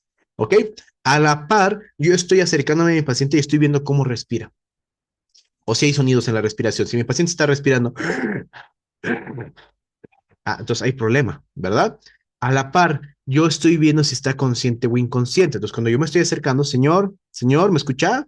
Y si el señor sigue inconsciente, entonces ya estoy evaluando ese parámetro. Ahora, hay que advertir al paciente, señor, soy voluntario de la Cruz Roja, le vengo a ayudar, por favor, necesito que no se mueva, vamos a revisarlo y le vamos a ayudar. Perfecto, listo. Y cuando yo pregunto, ¿qué le pasó? ¿Qué ha pasado al paciente? Yo voy a evaluar el nivel de conciencia, voy a evaluar la ventilación, porque si mi paciente sabe dónde está, qué le ha pasado, te cuenta biencito, perfecto, estamos bien. Pero si mi paciente te dice, no me acuerdo dónde estoy, qué estaba haciendo, no me acuerdo. Entonces otra cosa, ¿verdad? Y el tema de la ventilación, si mi paciente respira bien, me va a hablar como yo le estoy hablando. Meto aire, hablo varias palabras, boto el aire, etcétera. Pero si mi paciente tiene algún problema, alguna lesión en el tórax, fracturas, etcétera, mi paciente va a decir una palabra o dos palabras. Entonces es diferente, ¿verdad? Va a decir pocas palabras, va a tener mucho esfuerzo para poder hablar. Ya yo ya estoy analizando que está mal mi paciente. Y si un paciente no puede responder, parece que está sufriendo, pues hay que buscar exactamente cuál es el problema. ¿Por qué está inconsciente? ¿Por qué no puede respirar bien? ¿Ok? Entonces, si se dan cuenta, yo he hecho mi X, A, B, C, D casi al mismo tiempo mientras estaba haciendo preguntas básicas a mi paciente. Ahora, obviamente, voy a completar toda la evaluación con lo que conlleva cada paso. Entonces, X, empezando con la X, ¿ok? La X, el control de hemorragia exsanguinante. Van a ver todo un programa que es el Stop the Bleed, que les habla de control de hemorragias, ¿ok? Es netamente todo lo que van a ver. Y esto tiene su tema. Entonces, tranquilos, ¿ok? Aquí quiero que lo vean a grandes rasgos. Sangre que sale chorro de la herida, sangre que no se logra detener, un charco de sangre por debajo del paciente, ropa que está empapada con sangre, varias gasitas que ya le han puesto, ropita encima de la herida, que siga con sangre y siga con sangre y siga con sangre, un paciente que tiene una fractura expuesta, que básicamente el hueso te está viendo a vos, o que tenga una herida muy grande, o un paciente que tenga una amputación de una extremidad, igual es peligroso. Y algo que tienen que tomar en cuenta, y también hablando de las hemorragias internas, si yo tengo un paciente que no tiene hemorragia externa, que yo no veo ningún sangrado, pero está somnoliento, está con mucho sueño, cansancio, está inconsciente, y ha sufrido un accidente de tránsito, sospeché también de una hemorragia interna, ¿ok? Pero si yo veo un paciente que tiene una lesión, que está sangrando activamente y está medio somnoliento, inconsciente, probablemente esta sea la causa, ¿ok? Obviamente no descartamos al 100% una hemorragia interna, pero ya estamos viendo que la externa probablemente es lo que le ha llevado a eso. Entonces, estos pacientes, cuando yo estoy analizándolos en la X, tienen que ser resueltos. ¿Con qué? Control de hemorragias. Nosotros controlamos las hemorragias externas, las internas lamentablemente solo en el hospital lo van a poder controlar, en quirófano muchas veces. Entonces, X hemorragia exsanguinante, si vemos una hemorragia exsanguinante, hay que controlar. Hay que identificar el tipo de hemorragia, si es arterial, venosa, capilar, y generar como primer paso presión directa. ¿Qué quiere decir esto? Directamente en la herida empiezo a apretar, ¿ok? Con fuerza hasta que el sangrado se detenga. De 7 a 10 minutos te dicen que tienes que apretar, ¿ok? Ahora, si es que yo no tengo tiempo de quedarme 7 a 10 minutos apretando eso porque todo lo demás de mi paciente está mal, pues hago un vendaje circular compresivo, que es algo que van a aprender en la parte práctica. ¿Ok? Entonces, presión directa, un vendaje compresivo en el lugar de la herida. Ahora, esto es una opción. Otra opción es lo que vamos a ver acá, que se llama empaquetamiento. Esta de acá me sirve si es una herida superficial, si no es muy profunda. Por ejemplo, si me apuñalan, probablemente no me sirva. ¿Por qué? Porque ya hay un espacio. Y ese espacio, si yo le aprieto por encima, va a seguir sangrando dentro del espacio. ¿Ok? Y es por eso que se recomienda, las guías te recomiendan que si es una herida con mucha profundidad, mete la gasa. ¿Ok? La venda de gasa, metela. Mete la gasa, la gasa, la gasa, la gasa, hasta que ésta se llene totalmente y genere presión para controlar el sangrado. ¿Ok? Y esto generalmente se puede realizar en cuello, axila, ingle, extremidades, pero nunca en el cráneo, ¿ok? Nunca en el tórax y nunca en el abdomen. Ya van a ver posteriormente por qué, porque son cavidades y hay órganos importantes ahí, ¿sí? Pero quiero que les quede claro eso desde ahorita. Empaquetamos. Y vemos aquí en la imagen, ¿ok? Vamos a ver varias imágenes con sangre a lo largo ya del módulo, donde tenemos una herida grande, como vemos en la imagen, y se empieza a empaquetar la herida. Empezamos a empaquetar toda la lesión y generamos un vendaje compresivo alrededor o nos podemos quedar apretando. Y es un sangrado que se controla. Estos son casos reales, ¿ok? Que en algún punto ustedes van a ver. Entonces, hemos generado el control de sangrado. El uso del torniquete. El torniquete es un dispositivo que durante muchos años le han satanizado. Le han dicho, no, el torniquete es malo, no lo utilices, van a amputar tu brazo. No. La evidencia actual y las guerras nos han enseñado que el torniquete salva vidas. Porque si yo, es como que yo tengo mi vaso sanguíneo que es una manguera, si se rompe la manguera y fuga, ¿qué tengo que hacer? De más arribita, pues, cortar el flujo, ¿no ve? ¿Y cómo lo corto? Doblando la manguera, probablemente. Entonces, en ese sentido, el torniquete hace presión en esta manguera, que es el vaso sanguíneo, y controla la hemorragia. Limita la pérdida, ¿ok? Este es un torniquete puesto, ha salvado una vida. Tenemos otro caso real de la ambulancia. Un torniquete puesto se ha salvado la vida. ¿Ok? Tenemos una hemorragia grande, ¿no? Entonces aquí ya vemos incluso cuando nos vamos acercando, hay sangre. ¿Ok? Otro torniquete puesto que ha salvado la vida de un paciente, ve una lesión muy grande. ¿Ok? Ahora, esto es en Venezuela, los compañeros de Ángeles de las Vías. Aquí es el torniquete puesto, una herida muy grande, y este tipo de heridas me ha tocado ver en Cochabamba varias, especialmente en accidentes de moto, ¿ok? Por la fricción, por todo eso, genera mucho sangrado. Y lo mismo los compañeros de Ángeles en las Vías que nos mandan esta foto que es fractura expuesta, esto es fractura expuesta, torniquete, torniquete, ¿ok? Y porque también tiene una lesión en el muslo en la cara posterior. Ahora, respondiendo a las preguntas, cuestión de tiempos, puedes tener hasta 120 minutos o 2 horas de manera segura con un torniquete puesto. A partir de las 2 horas sí hay cierto daño, que no es irreversible, y a partir de las 6 horas sí tienes algún daño un poco más complicado, pero no termina en la amputación muchas veces, solo termina en la pérdida de la función, ¿ok? De la movilidad. Hay casos en los cuales sí hay amputación, por ejemplo, en los cuales esto de acá no me sirve. Probablemente tenga que amputar un sectorcito para poder repararlo y que sea algo estético la piel. Perfecto, entonces ya, entonces con ese sentido, si la lesión es muy, muy, muy fuerte, muy incompatible a nivel estético, a nivel funcional, probablemente termine en amputación, pero no ha sido por el torniquete, ha sido por la lesión misma. ¿Ok? En caso de hemorragia en el cuello, empaquetamiento te puede servir o un vendaje que van a aprender. Es un vendaje, si la lesión está aquí, un vendaje de acá hasta la axila contralateral que va a generar presión para no ahorcarlo a tu paciente. Vamos a ver todo esto en la parte práctica. ¿Ok? Si la hemorragia no para con un torniquete, ¿se puede poner otro? Sí, se pone generalmente uno encima del anterior que has puesto. Ahora, toniquetes improvisados y todo eso van a ver con su respectivo tema. Solo quiero que les quede claro que en la X, a partir de ahora, cuando ustedes vean el tema de hemorragias, acuérdense que es el primer paso de la evaluación del paciente, si tiene hemorragia o no tiene hemorragia. ¿Ok? Porque cualquier paciente de trauma tiene algún grado de hemorragia externa, por el golpe, por las cortaduras, por las lesiones que puedan estar presentes. Obviamente, si no tiene ya hemorragias, pues me paso a todos los demás puntos, aunque se hace casi al mismo tiempo, ¿ok? Vía aérea y control cervical. La A. Controlamos rápidamente la vía aérea si está permeable o no. ¿Qué quiere decir esto? Si yo tengo un paciente que está de, la vía aérea no está permeable, no está entrando el aire. Entonces, ¿qué hay que evaluar? Pues de que si yo permeabilizo la vía aérea, pues voy a tener una mejoría. Ahora, esto no solo en paciente que de accidente de tránsito, por ejemplo, un paciente que está inconsciente y está respirando así, como roncando muy fuerte o hay mucha secreción, si yo elevo la cabecita, ojo, esto en paciente que no tenga lesión en la columna. Si yo un paciente que esté inconsciente, sin lesión en la columna, elevo la cabecita, ok, y el mentón, va a respirar mejor. Porque vemos acá, la lengua es el principal agente que obstruye la vía respiratoria. Si yo hago esta maniobra, veamos acá cómo la lengua sube y ya no me perjudica. Ahora, si mi paciente tiene lesión en cuello, yo uso esa otra técnica, que es la subluxación mandibular o la tracción mandibular, que van a aprender en la parte práctica. No se me preocupe, vamos a tener incluso muñecos para poder practicar. Entonces, la subluxación mandibular o la tracción mandibular, que hace lo mismo, que la lengua se vaya hacia arriba y ya no me perjudique. ¿Sí? Hay que escuchar sonidos anormales, ronquidos, secreciones líquidos, no son normales, ¿ok? Limpiar y aspirar sangre, fluidos, cuerpos extraños, su trancapecho, su placa dentaria, todo eso lo vamos a ir retirando. Y en caso de ser necesario, vamos a ir siempre de menos a más. Menos es más en su paciente, siempre. Entonces, ¿qué quiere decir esto? Si mi paciente, con realizar esta maniobra, ya respira bien, perfecto, me quedo ahí. A no ser que tenga que hacer otra cosa, otra función, controlar otra cosa, ahí puedo utilizar dispositivos que son estos de acá. Ok, vamos a ver ahorita, perdón. Maniobras manuales, la lengua es la que obstruye la vía respiratoria, el aire no puede pasar, en cambio, si hago la extensión o la subluxación mandibular, el aire sí va a poder pasar, ¿ok? ¿Qué dispositivos tengo para permeabilizar la vía aérea? Aquí importante. Las cánulas nasofaringeas, antes se recomendaba más para el ámbito táctico y hay en nuestro medio, no son muy costosas, y te sirve de que entra desde la nariz y entra hasta acá. ¿Ok? Entra desde la nariz y entra hasta acá. Entonces, si entra ahí, ya es un tubito. Entonces, no es necesario que tú extiendas la cabeza. Esto ya va a cumplir la función de mantener permeable la vía aérea y que la lengua no obstruya. ¿Ok?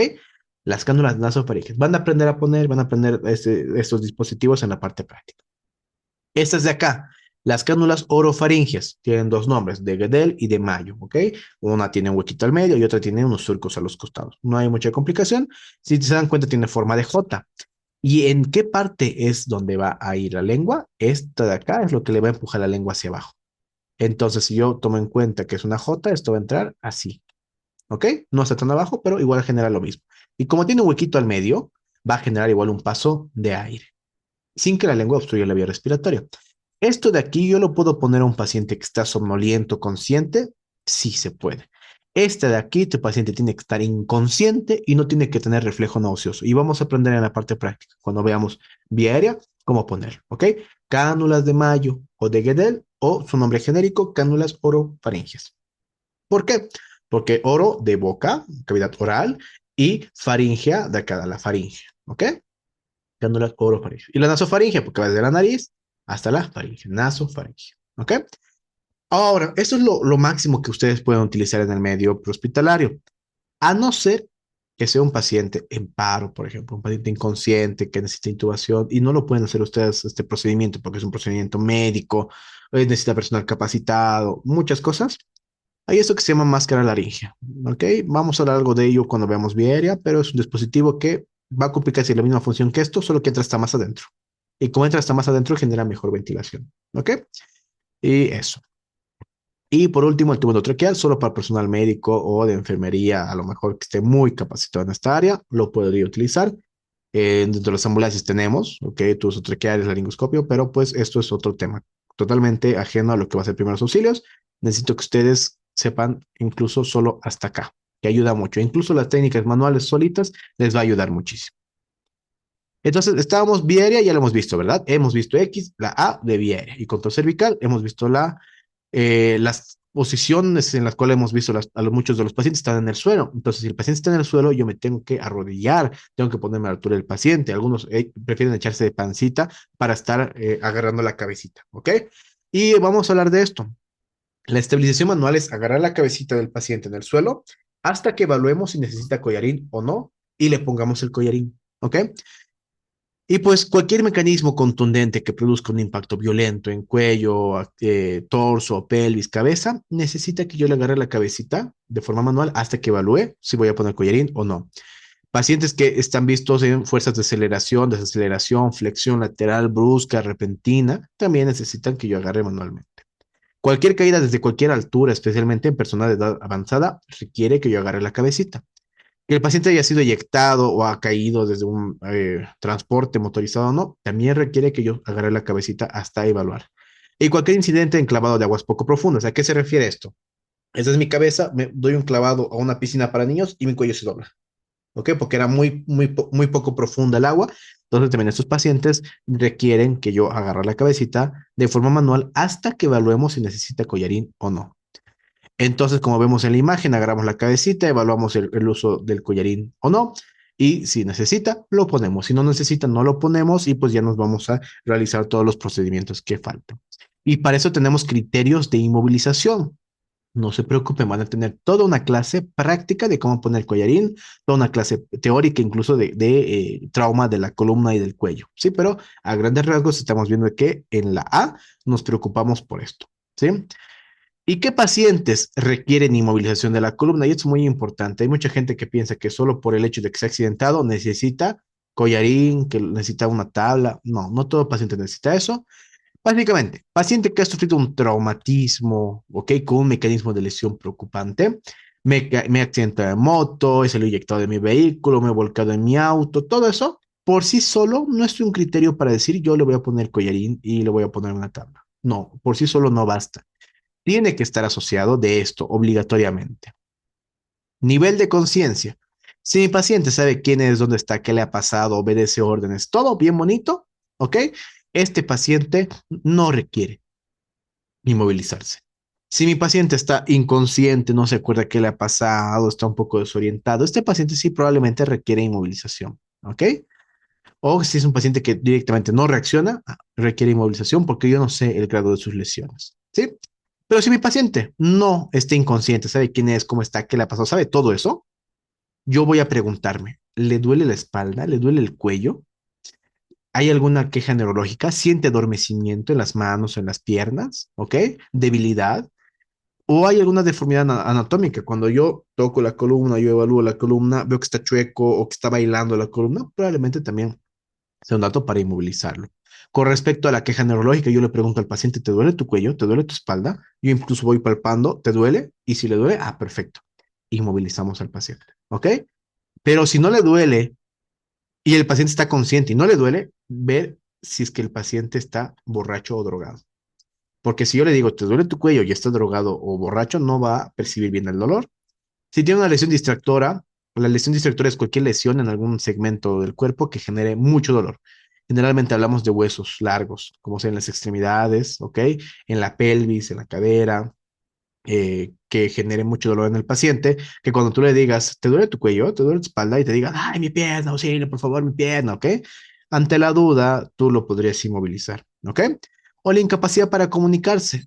habla otro idioma, es sordo o mudo, etcétera. Entonces no podría comunicarme con este paciente, así que ante la duda lo inmovilizo. ¿Sí? Entonces ante la duda lo voy a inmovilizar y si no tiene dolor, está consciente, no hay nada de esto, no requiere inmovilización. Puede que se haya accidentado en moto, puede que se haya accidentado en auto, puede que haya pasado lo que ustedes quieran, pero si no hay nada de estos criterios, no necesita collarín, no necesita irse a una tabla. Máximo se podría ir echadito en la camilla sin ningún problema.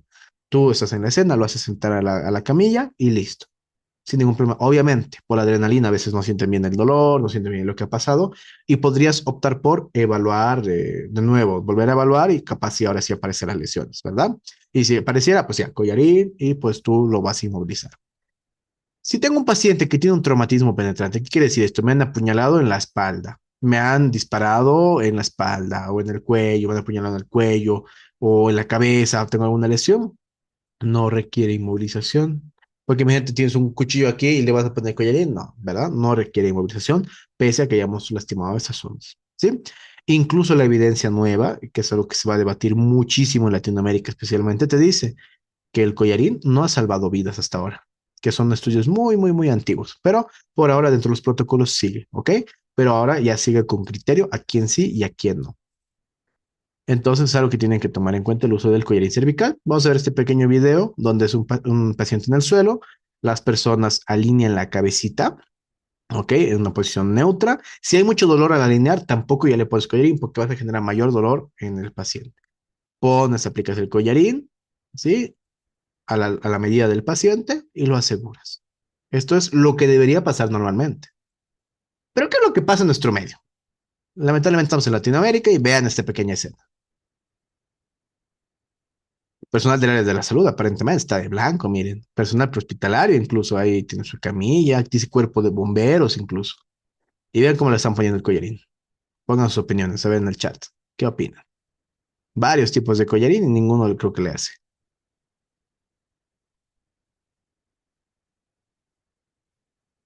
Vean al revés, le están haciendo mover harto la cabeza, incluso está sacando su riñonera. Y capaz incluso no tiene ni siquiera criterios para poner el collarín.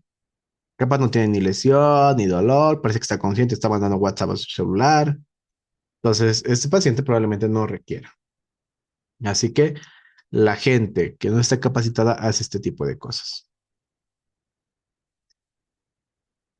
Lo está moviendo sin necesidad bruscamente. Capaz no necesitaba originalmente un collarín, pero con todo ese movimiento del cuello y la cabeza, capaz ahora sí necesita. Entonces hay que evaluar, ¿sí? Entonces ya hemos visto la X, hemos visto la A, hemos visto ahora la B. B de ventilación, ¿sí? En la ventilación yo voy a ver, ok, voy a ver el tórax, muy importante. Voy a escuchar el tórax, voy a sentir, voy a palpar. Obviamente, si es una mujer, no vamos a irnos a la zona de los senos, vamos a irnos a los costados, ¿ok? Siempre haciendo de que algún compañero tuyo o se respete el pudor del paciente. Sí, entonces voy a ver, voy a escuchar y voy a sentir si hay fracturas, si hay algún sonido anormal. Y entonces aquí ya vamos a ir involucrándonos con algunos dispositivos que ya son el estetoscopio, que nos ayuda para escuchar pulmones, por ejemplo, para escuchar el corazón. Van a aprender, si bien no son del área de la salud todos, van a aprender estas nociones básicas que les van a ayudar mucho en su vida. Hay muchos que son ingenieros, que son abogados, que son de otras carreras, que están apasionados por el área de la ambulancia y pues en algún punto, si tienen el conocimiento, van a poder apoyar, ¿sí? Entonces, voy a verificar que el tórax se mueva, que se expanda, como hemos visto. Voy a palpar que no haya deformidades, que no haya dolor cuando tú tocas, ¿ok? Y voy a escuchar los pulmoncitos. Y voy a buscar 5 cosas puntual, 5 enfermedades. Y esto anótense, lo vamos a ir desglosando poco a poco en los temas que vayamos a ver. Especialmente todo esto se ve en el tema de trauma de tórax, ¿ok? 5 cosas. 2 enfermedades de aire, 2 de sangre y una de hueso. 2 de aire. Neumotórax se llama esta enfermedad, en el cual hay aire adentro del tórax porque el pulmón se ha perforado. ¿Ok? Neumotórax puede estar cerrado o un neumotórax abierto porque me han disparado desde afuera, me han disparado y el aire está entrando desde afuera hasta adentro, entonces genera igual que el pulmón no funcione bien. Acuérdense solo así, ¿ok? Neumotórax, aire adentro del tórax. Así que no debería estar ahí. Ahora, 2 de sangre. hemotórax, que haya sangre dentro del tórax, porque más bien empezó a sangrar de forma interna, como mencionaban sus compañeros hace rato, o que el corazón está envuelto por un coágulo de sangre y no le deja latir. ¿Ok? Taponamiento cardíaco. Y la última de hueso, que es fracturas costales, básicamente. ¿Ok? Fracturas en el tórax. O también tórax inestable, también llamado. ¿Sí?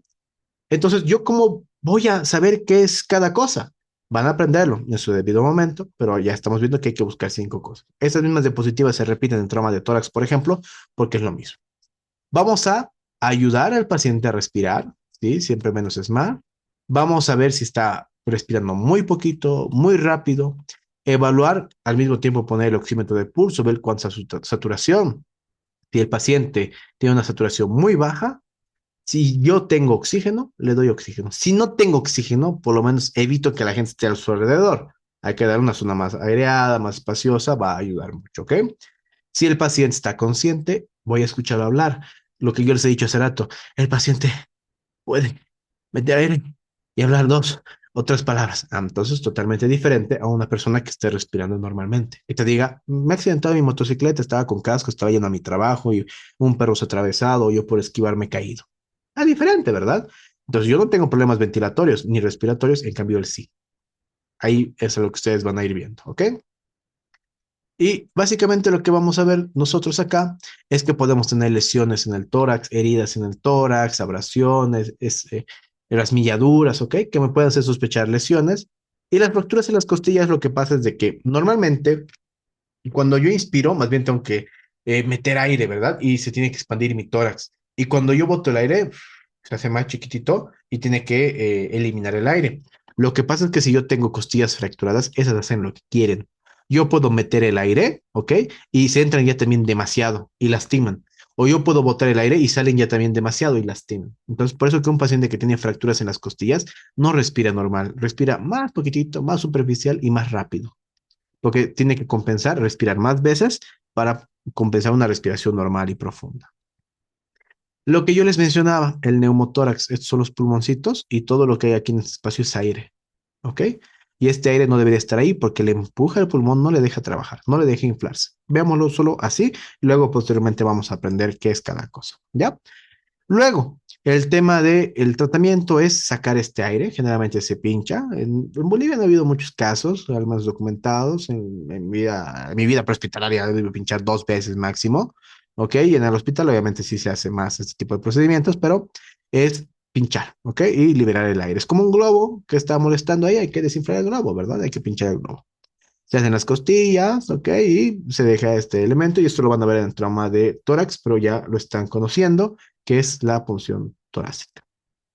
Y vean lo que pasa, el aire va a empezar a salir. Y si sale el aire, el pulmón ya puede expandirse bien, ya puede funcionar de forma normal, como vemos en la imagen. ¿Sí? Listo. El neumotórax abierto es de que, digamos, alguien me ha apuñalado, jugado pesca-pesca con cuchillo en la zona sur, me han apuñalado, mi pulmoncito se ha visto desplazado por el aire, que este aire se está viendo del medio externo, entrado al medio interno. Entonces, lo mismo, vamos a volver a ver la imagen. Si yo corto aquí afuera hay mucha presión y va a ir hacia la presión que está ahí adentro, ¿ok? Y genera igual que el pulmón no pueda funcionar bien. ¿Cuál es el tratamiento?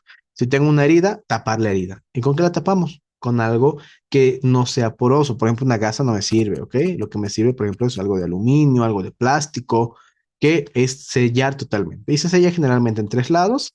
Esto ya hace mucho tiempo es básicamente la improvisación. En nuestro medio ya hay dispositivos que cumplen esa función, así que no tengo que colar un esparadrapo o una cinta en un tórax que está con sangre, que está sudado, no. Lo que yo utilizo son dispositivos comerciales, como este de acá, que es un sello de tórax, que ya genera su adhesión al cuerpo y aquí esta válvulita ya les ayuda.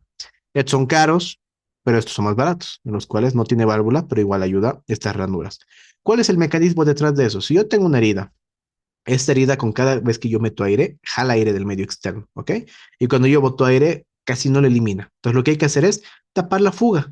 Cerramos la fuga, ¿ok? Evitamos que entre aire y más bien ayudamos a que salga el aire. Entonces cuando el paciente mete aire, esto se sella totalmente la herida y deja de entrar aire. Y cuando el paciente bota aire, por estas ranuritas, ayuda. Con material improvisado, sí, generalmente se utiliza lo que va a ser paquetes de plástico de las gasas, por ejemplo, con esparadrapos sellado en 3 lados. Algunos usan un pedacito de la manta térmica. Algunos todavía dicen que puedes utilizar gasas, pero empapadas con vaselina. ¿Ok? Y obviamente varias capas para evitar de que el aire se difunda a través de esos huequitos. O en el peor de los casos, no tienes nada para utilizar, tu mano con guante, la herida. Y esto va a ser un sello total, ¿ok? Y también te sirve, ¿ok? Pero vamos a verlo a detalle y cuando veamos trauma de tórax. Ahorita estamos viendo que en la B yo tengo que buscar eso. Ya hemos visto la C ahora. La C es la circulación. Aquí yo voy a ver todo lo que me pueda hablar que hay una falla en el sistema circulatorio. ¿Cómo yo percibo esto? La sangre cuando sale del corazón, y hemos hablado en la parte teórica, cuando sale del corazón, tiene que llegar a todas las células del cuerpo, toditas. Tiene que llegar con buena fuerza, tiene que llegar y nutrirlas biencito, y tiene que generar calor. La sangre distribuye el calor en todo el cuerpo, entonces si me falta sangre, va a estar frío esa zona, ¿ok? Ahora, con todo lo que yo les he dicho, si tiene que llegar con fuerza a todas las zonas, va a haber pulso, ¿verdad? Pero ¿qué es lo que pasa si el pulso desaparece en mi muñeca, pero está presente aquí en mi cuellito, el pulso carotidio? Quiere decir que mi cuerpo es tan inteligente que ha dicho, voy a mandar la sangre a mi cerebro y ya no le voy a mandar a mis muñecas, porque pierdo energía y pierdo sangre llevando aquí cuando mi cerebro es el que necesita sangre. ¿Ok? Veámoslo así. En ese sentido, si yo ya no tengo pulsos a nivel radial, ¿ok? Es un paciente que no tiene una buena circulación, probablemente producto de hemorragias, ¿ok? Aunque el corazón no esté latiendo como debería. Ahora, entonces tengo que evaluar si hay pulsos o no hay pulsos. Si yo tengo un pulso radial presente, por lo menos está en 80 milímetros de mercurio la presión arterial, pero esto es algo que vamos a ver en la parte práctica, ¿ok? No, no tomemos en cuenta eso. Si hay pulso a nivel radial, estamos bien. Si no hay, está muy bajo, ¿ok? Veámoslo así, ¿sí? En la circulación, voy a entonces evaluar el color, la temperatura, la humedad, el llenado capilar. Porque hemos dicho que la sangre cuando circula le tiene que dar una coloración rosadita a la piel, normal. Y si está así, azul, como vemos acá, la coloración azulada de la piel por falta de oxígeno se llama cianosis. ¿Ok? Coloración morada. Acuérdense de un pitufo o coloración azulada o morada, cianosis. Entonces, cianosis. La temperatura de la piel, si está fría, pálida, entonces hay que tomar en cuenta que esta piel no está recibiendo sangre, especialmente si está fría. Pero si está calientita o está a temperatura normal, entonces sí está recibiendo sangre. ¿Sí? La humedad de la piel. Normalmente la piel es relativamente seca, pero si más bien la piel está sudorosa, pegajosa, es porque los mecanismos del cuerpo están haciendo sudar, porque queremos compensar todo, ¿ok? Entonces no es bueno que esté sudada la piel, ni pegajosa. Llenado capilar hemos dicho menor de 2 segundos. Si está más de 2 segundos es porque no está pudiendo llegar la sangre hasta la punta del dedo, ¿ok? Es porque no hay una buena cantidad, no está funcionando bien todo esto. El llenado capilar, entonces ya lo hemos visto. Si yo tengo la posibilidad y tengo el conocimiento de poner un suero a mi paciente en ese momento que tenga hemorragia, etcétera, lo voy a hacer si está en mis competencias. Si no, no lo hacemos. ¿Ok? Y nos basamos en identificar y trasladar al paciente. Porque si yo no le sé, probablemente lastime más, genere mayor lesión, o incluso si tengo conocimiento pero no tengo la práctica, pues probablemente me tarde 15, 20 minutos en quererle poner un suero cuando el hospital está a 5. Entonces prefiero que le pongan en el hospital que está más cerca, ¿ok? Importante. La discapacidad o el déficit neurológico, que es la D. ¿Ok? Aquí yo voy a ver de que este paciente, si tiene alguna alteración del sistema nervioso, es para preocuparnos. Por ejemplo, que no se acuerde quién es, dónde está, qué ha pasado, que esté muy iracundo, más bien que esté muy peleonero, una persona sumamente tranquila y más bien está gritando. Entonces, probablemente cambios en el comportamiento también pasan, o que esté somnoliento, ¿sí? Y es, en su primera causa es por la falta de oxígeno. Entonces hay que dar apoyo de oxígeno a los pacientes que estén con alteración así. Ahora, otra opción es de que haya sido un golpe en la cabeza que haya generado esta lesión, o droga, alcohol, toxinas que puedan estar presentes, o incluso un desorden metabólico. Mi paciente está inconsciente porque es diabético y ya no tiene azúcar. Pues probablemente se le han disminuido los niveles de azúcar y es por eso que está así. Entonces, ese valor. ¿Y cómo yo evalúo esto? Una forma fácil de evaluar es el ABDI, ¿ok? Que a lo mejor los van a conocer ustedes como ABDI, que le dicen así ABDI a esto, en el cual mi paciente está planchado en el suelo, ¿ok? Está planchado en el suelo, y yo me voy acercando a la par de que estoy buscando hemorragias, viendo la viaria, todo lo que hemos visto, ¿verdad? Y yo le digo, señor, y si el señor me está mirando desde que antes que yo le hable, el señor me está mirando desde que he llegado, está alerta, ¿ok? Está reaccionando, está alerta el paciente. Si incluso me ha dicho, sí, por favor, ayúdame. Ah, perfecto, está alerta el paciente, está bien. Si el paciente está durmiendo, y yo le digo, señor, señor, señor, y abre los ojos recién y te dice, sí, ¿qué ha pasado? ¿Qué ha pasado? Ah, entonces responde a estímulos verbales, la B. No estaba alerta, pero sí responde a estímulos verbales. Se despierta cuando le hablo. Entonces está somnoliento el paciente, ¿ok? Si mi paciente, pese a eso, no responde a estímulos verbales, yo me acerco, no está alerta, le digo, señor, señor, señor, y nada, no reacciona, hago un estímulo doloroso, hago estímulo de dolor, y esto puede hacer que el paciente despierte. Si el paciente despierta con eso, entonces responde a estímulos dolorosos. Si mi paciente no responde a eso, entonces el paciente, yo digo que está inconsciente. Entonces, A, B, D, I. Es una forma fácil, especialmente para los que no son del área de la salud. Esto les sirve mucho, el A, B, D, I, ¿ok? Entonces solo digan alerta, somnoliento, estuporoso o responde a estímulos dolorosos y inconsciente. Entonces podemos ver un paciente alerta que te habla, que te dice que le duele, que le ha pasado, o un paciente que solo responde cuando tú le hablas, o un paciente que responde cuando le haces un estímulo de dolor, un paciente que no responde a nada de eso, ¿ok? Un paciente inconsciente, A, B, D, I.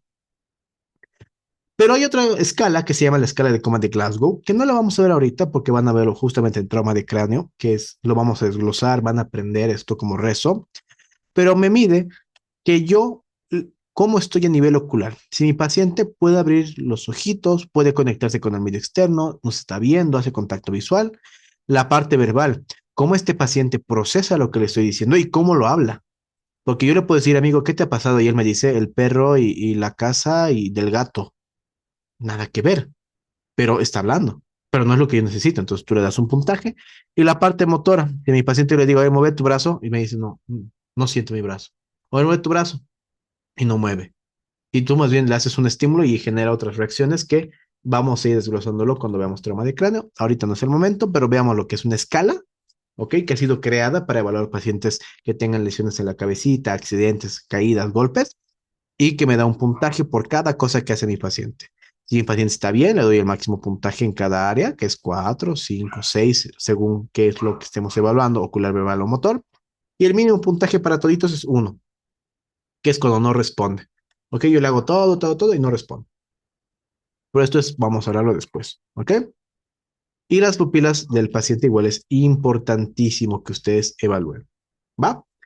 Listo. Escala de coma de Glasgow, si ustedes quieren, ya les voy a mandar hoy día una ficha de la escala de coma para que lo vayan repasando poco a poco y ya lo vayamos incorporando en nuestro vocabulario. Porque es importante, tú, si bien no eres del área de la salud, pero has llevado un paciente al hospital porque ha sido un accidente de tránsito, tú lo has llevado porque estabas por ahí o estábamos en una actividad, y ya te dice, presentame a tu paciente. Tienes que decir cómo estaba, cómo lo has encontrado y te va a decir ya, ¿cuánto es su Glasgow?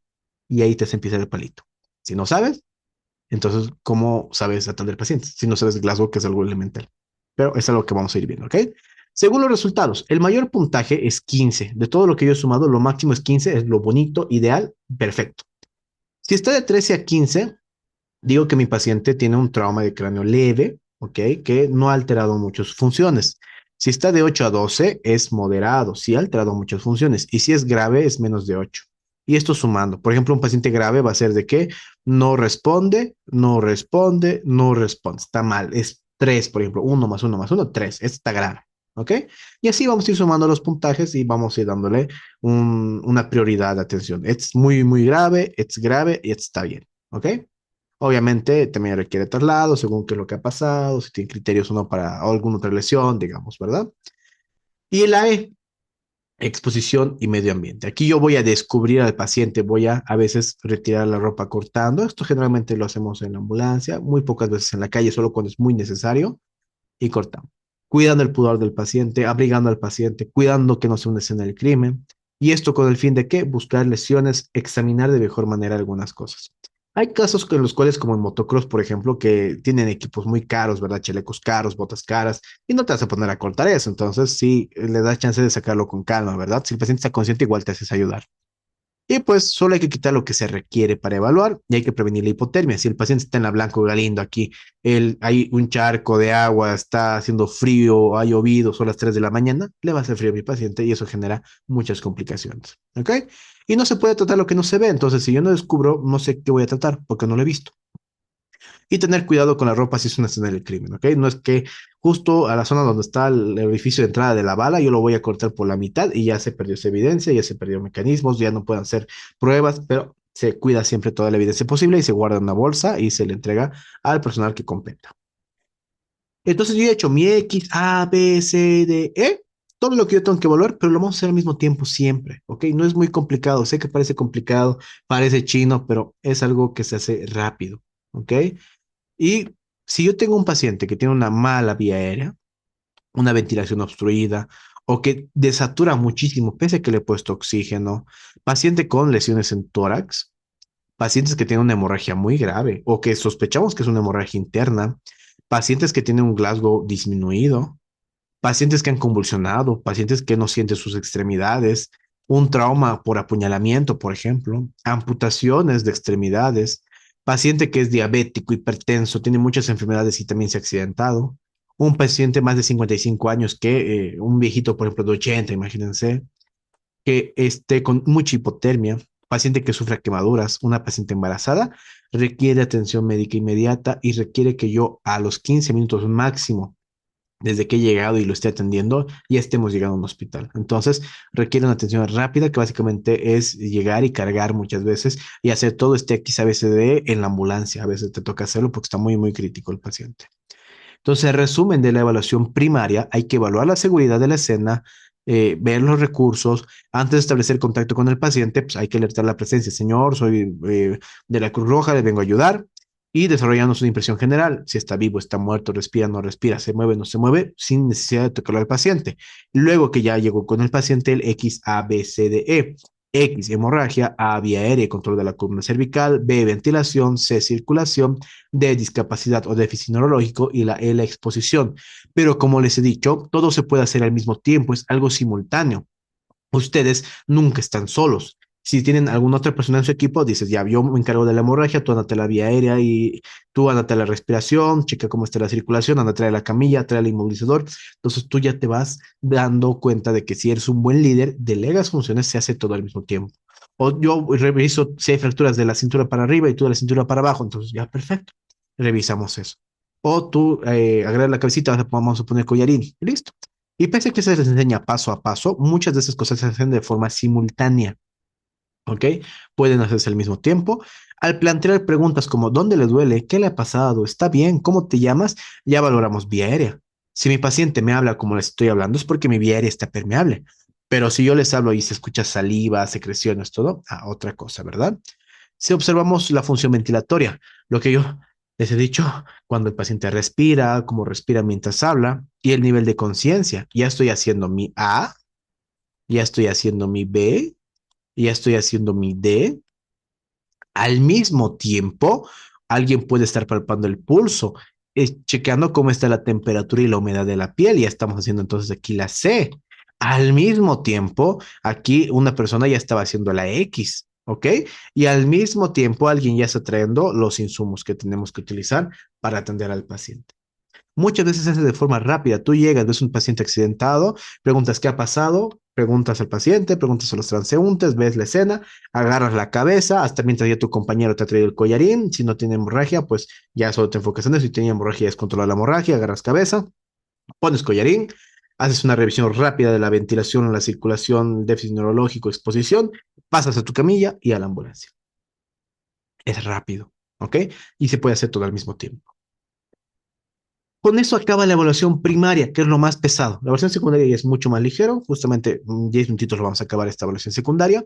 Y hasta mientras dejen preguntas en el chat que las vamos a responder al final con respecto a la evaluación primaria. Vamos a hacer un parqueo de preguntas, vamos a dejar parqueadas sus preguntas en el chat y luego lo recogemos como si fueran autos, ¿ok? Listo, en la evaluación secundaria hay que buscar lesiones que no amenacen la vida.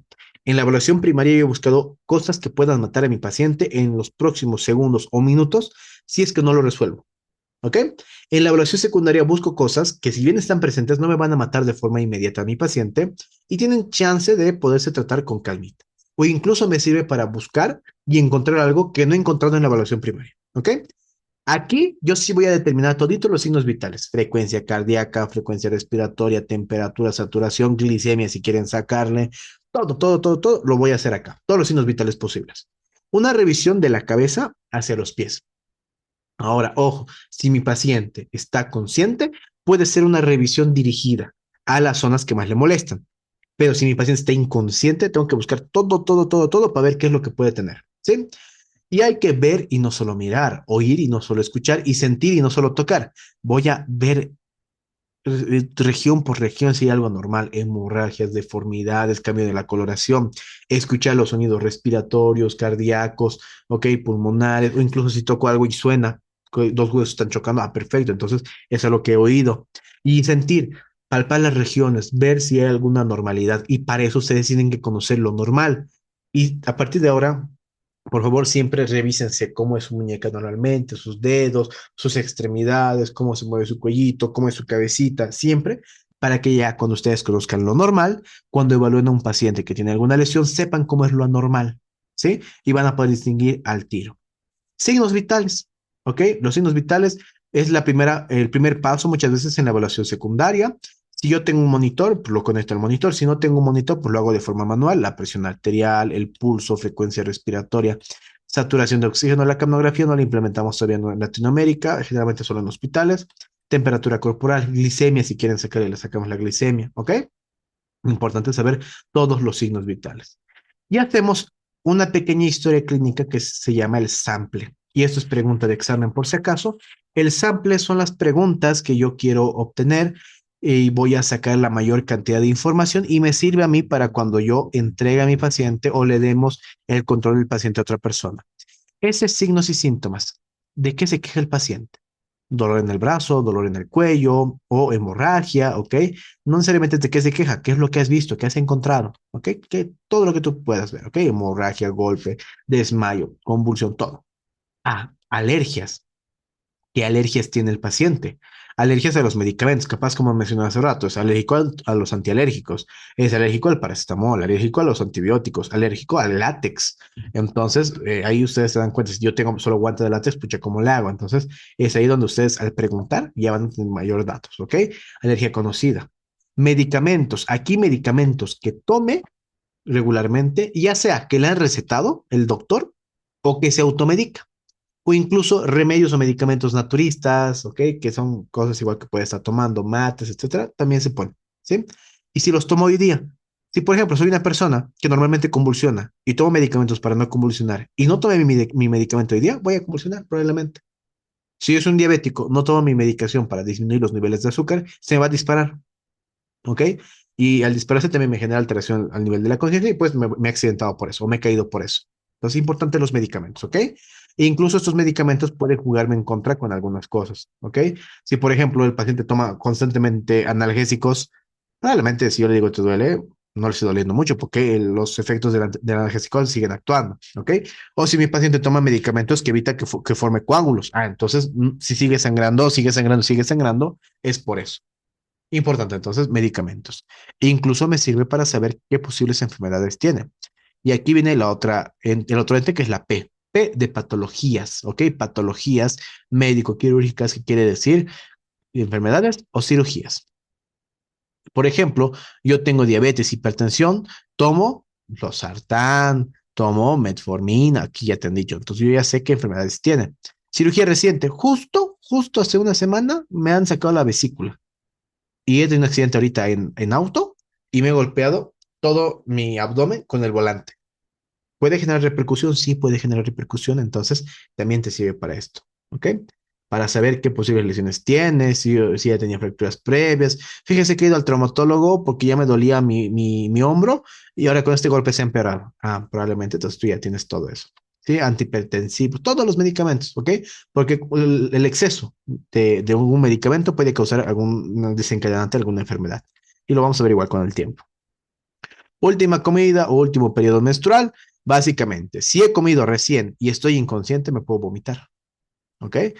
Si este último, que he tomado mucho líquido, he comido mucho y voy a llegar al hospital y probablemente me tengan que operar, es un peligro que entre al quirófano precisamente por el riesgo de que se vomite y ese vómito entre los pulmones. Y el último periodo menstrual por un posible embarazo. Sí, a veces hay personas que no están bien orientadas específicamente cómo son sus ciclos, etcétera, y capaz está embarazada y se ha accidentado. Entonces hay que preocuparnos un poquito más. Y eventos. ¿Qué es lo que estaba pasando antes que te accidentes? ¿Qué estabas haciendo antes que te caigas? ¿Qué pasó? Entonces, aquí, capaz si estaba con el celular o estaba manejando distraído, entonces es tu dato. Entonces, cuando tú ya lo evalúes a tu paciente, ya tienes todo esto, incluso llegas al hospital o le das al otro personal médico, tenemos un paciente masculino que hace un accidente de tránsito, se golpeó la cabeza, quedó inconsciente, no es alérgico a nada, toma tales medicamentos, tiene estas enfermedades, ha comido hace 8 horas un sándwich o un vaso de leche, posiblemente si es una mujer esté embarazada y estaba manejando su auto con el celular en la mano y por eso se ha chocado. Ah, perfecto, ya tengo lo más relevante que puedo buscar. Ahora, siempre hay que reducir la velocidad para acelerar. Y esto quiere decir de que si yo tengo un adulto mayor y le digo, ¿qué medicamentos tomas? ¿Qué enfermedades tienes? El viejito, ay, tomo una tableta blanca, una chiquitita que me han dado, y luego tomo otra, pero tengo que tomar en ayunas, y luego te cuenta de que el matrimonio de su hijo, que es su yerno, y te empieza a contar toda una historia. Entonces tú tienes que reducir la velocidad. Si bien son muchas cosas que yo tengo que saber, tengo que enfocarme en cuáles son las prioritarias y evitar que sean respuestas muy largas de su paciente.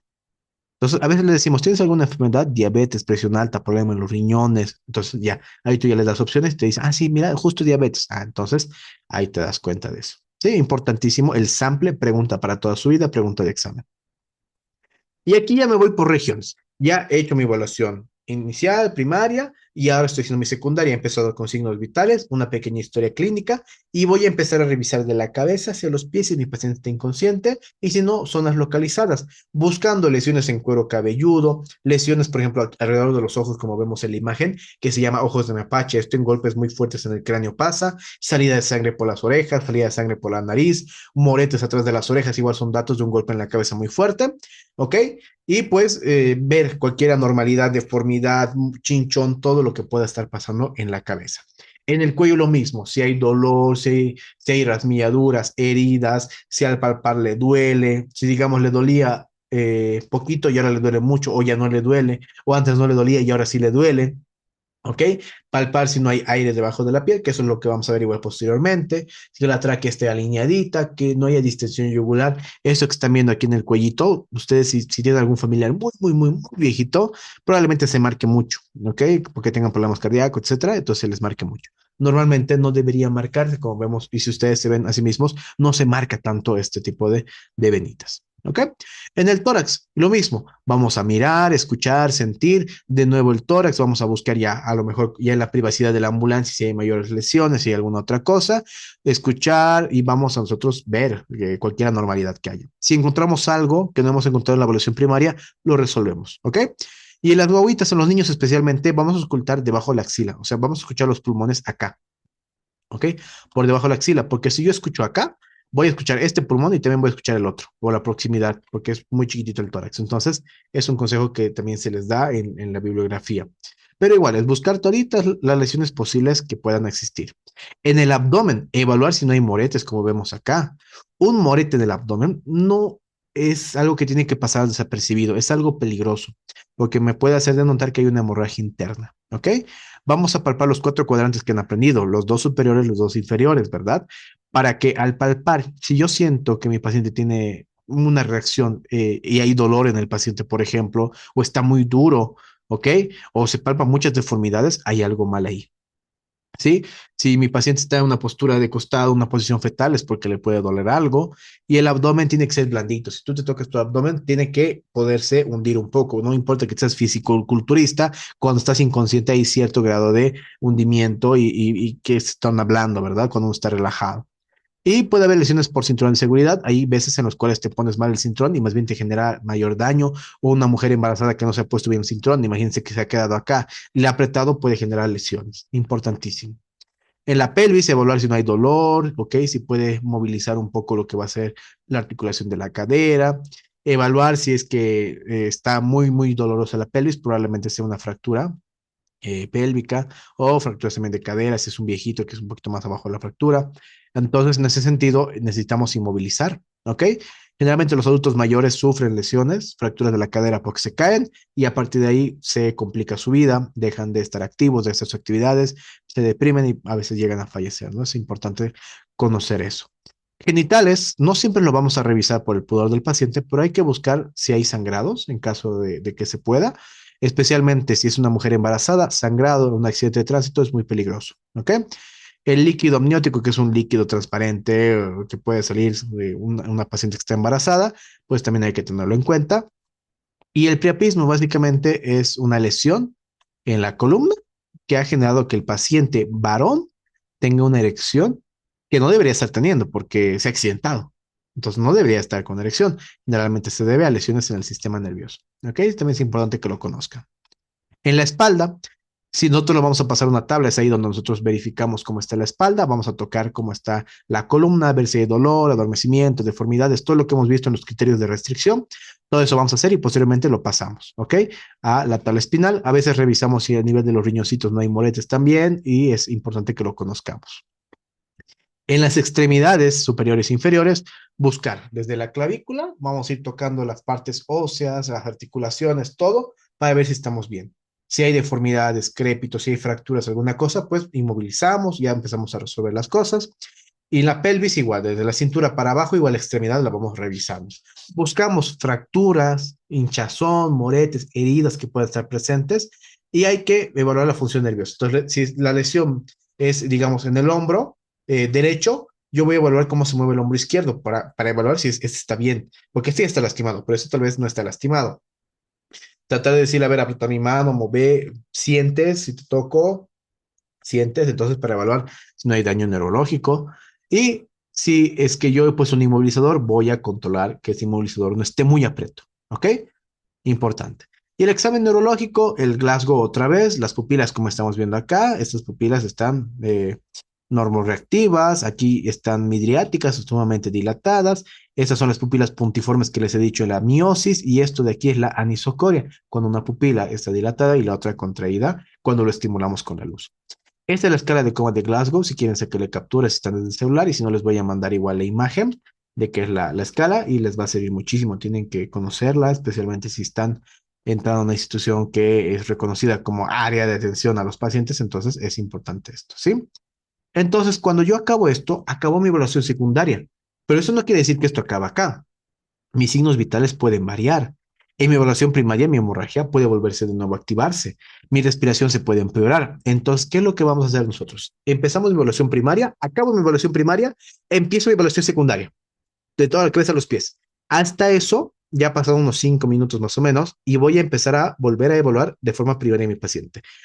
Digo, X, este hemorragia controlado con torniquete sigue funcionando, el vendaje sigue funcionando, se ha aflojado, no se ha aflojado, listo, ya está la X. La vía aérea sigue permeable, ya no está permeable. La B, mi paciente está respirando bien, no está respirando bien, ha mejorado, ha empeorado. La C, vamos a ver si la circulación sigue igual, ha empeorado. La D, el Glasgow, vamos a ver, o el nivel de conciencia. Si mi paciente me estaba hablando bien y ahora ya no me habla, tenemos problemas, ¿ok?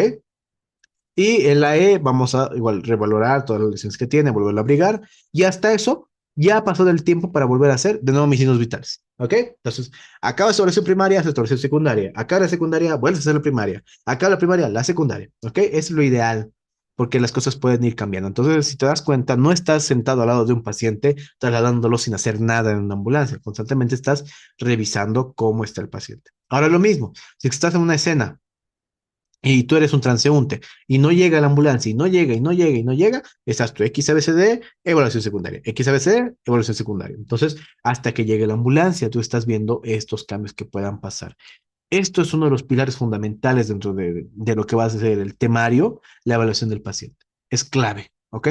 Y ya posteriormente, con todos los temas que ustedes conozcan, hemorragias, trauma en la cabeza, trauma en la columna, trauma en el abdomen, en el tórax, en todo lo que van a aprender asociados a enfermedades, igual que vamos a llevar, que merecen primeros auxilios y atención prehospitalaria, vamos a verlo. Porque es lo que yo les dije en la primera clase. No me sirve de nada que ustedes solo suban a una ambulancia como tenemos en las actividades solo sabiendo hacer curación de heridas. Tienen que saber mucho más que eso, porque si pasa un accidente de tránsito, Mientras ustedes vuelven de una actividad, mientras ustedes van a una actividad, tienen que saber cómo apoyar a este tipo de pacientes, porque la gente confía en nosotros, la gente confía en el personal voluntario, y no solo en nuestra institución, sino a nivel de muchas instituciones. ¿Ok? Entonces, con esto hemos acabado el tema del día de hoy, chicos. Yo creo que si hay preguntas, lo dejamos en el chat, por favor. Ahorita lo vamos a revisar.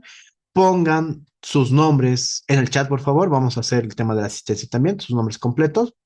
Y a los que han aprobado el módulo, muchas felicidades. Nos vamos a seguir viendo en la parte práctica este fin de semana.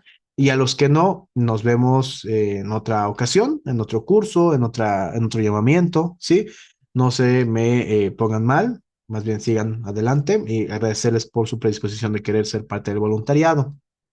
Ahora, algo importante. Este sábado y domingo ya tenemos clases, ¿ok? El sábado va a ser en la tarde, domingo en la mañana. Vamos a ver dos estaciones de habilidades. La primera estación, vendajes. La segunda estación, signos vitales. Vénganse con ropa cómoda, ¿sí? Con la ropa cómoda que puedan. Y tráiganse, por favor, cada uno de ustedes su venda triangular si ya pueden hacerlo. Y también les voy a dejar al grupo de WhatsApp si es que necesitamos que se compren alguna gasita, alguna cosa, se los vamos a poner al grupo, ¿ok? Ahora, para el tema de signos vitales, por favor pedirles a los que son estudiantes los 2 días, solo va a ser un grupo por día, ¿ok? Entonces no se repite, tranquilos.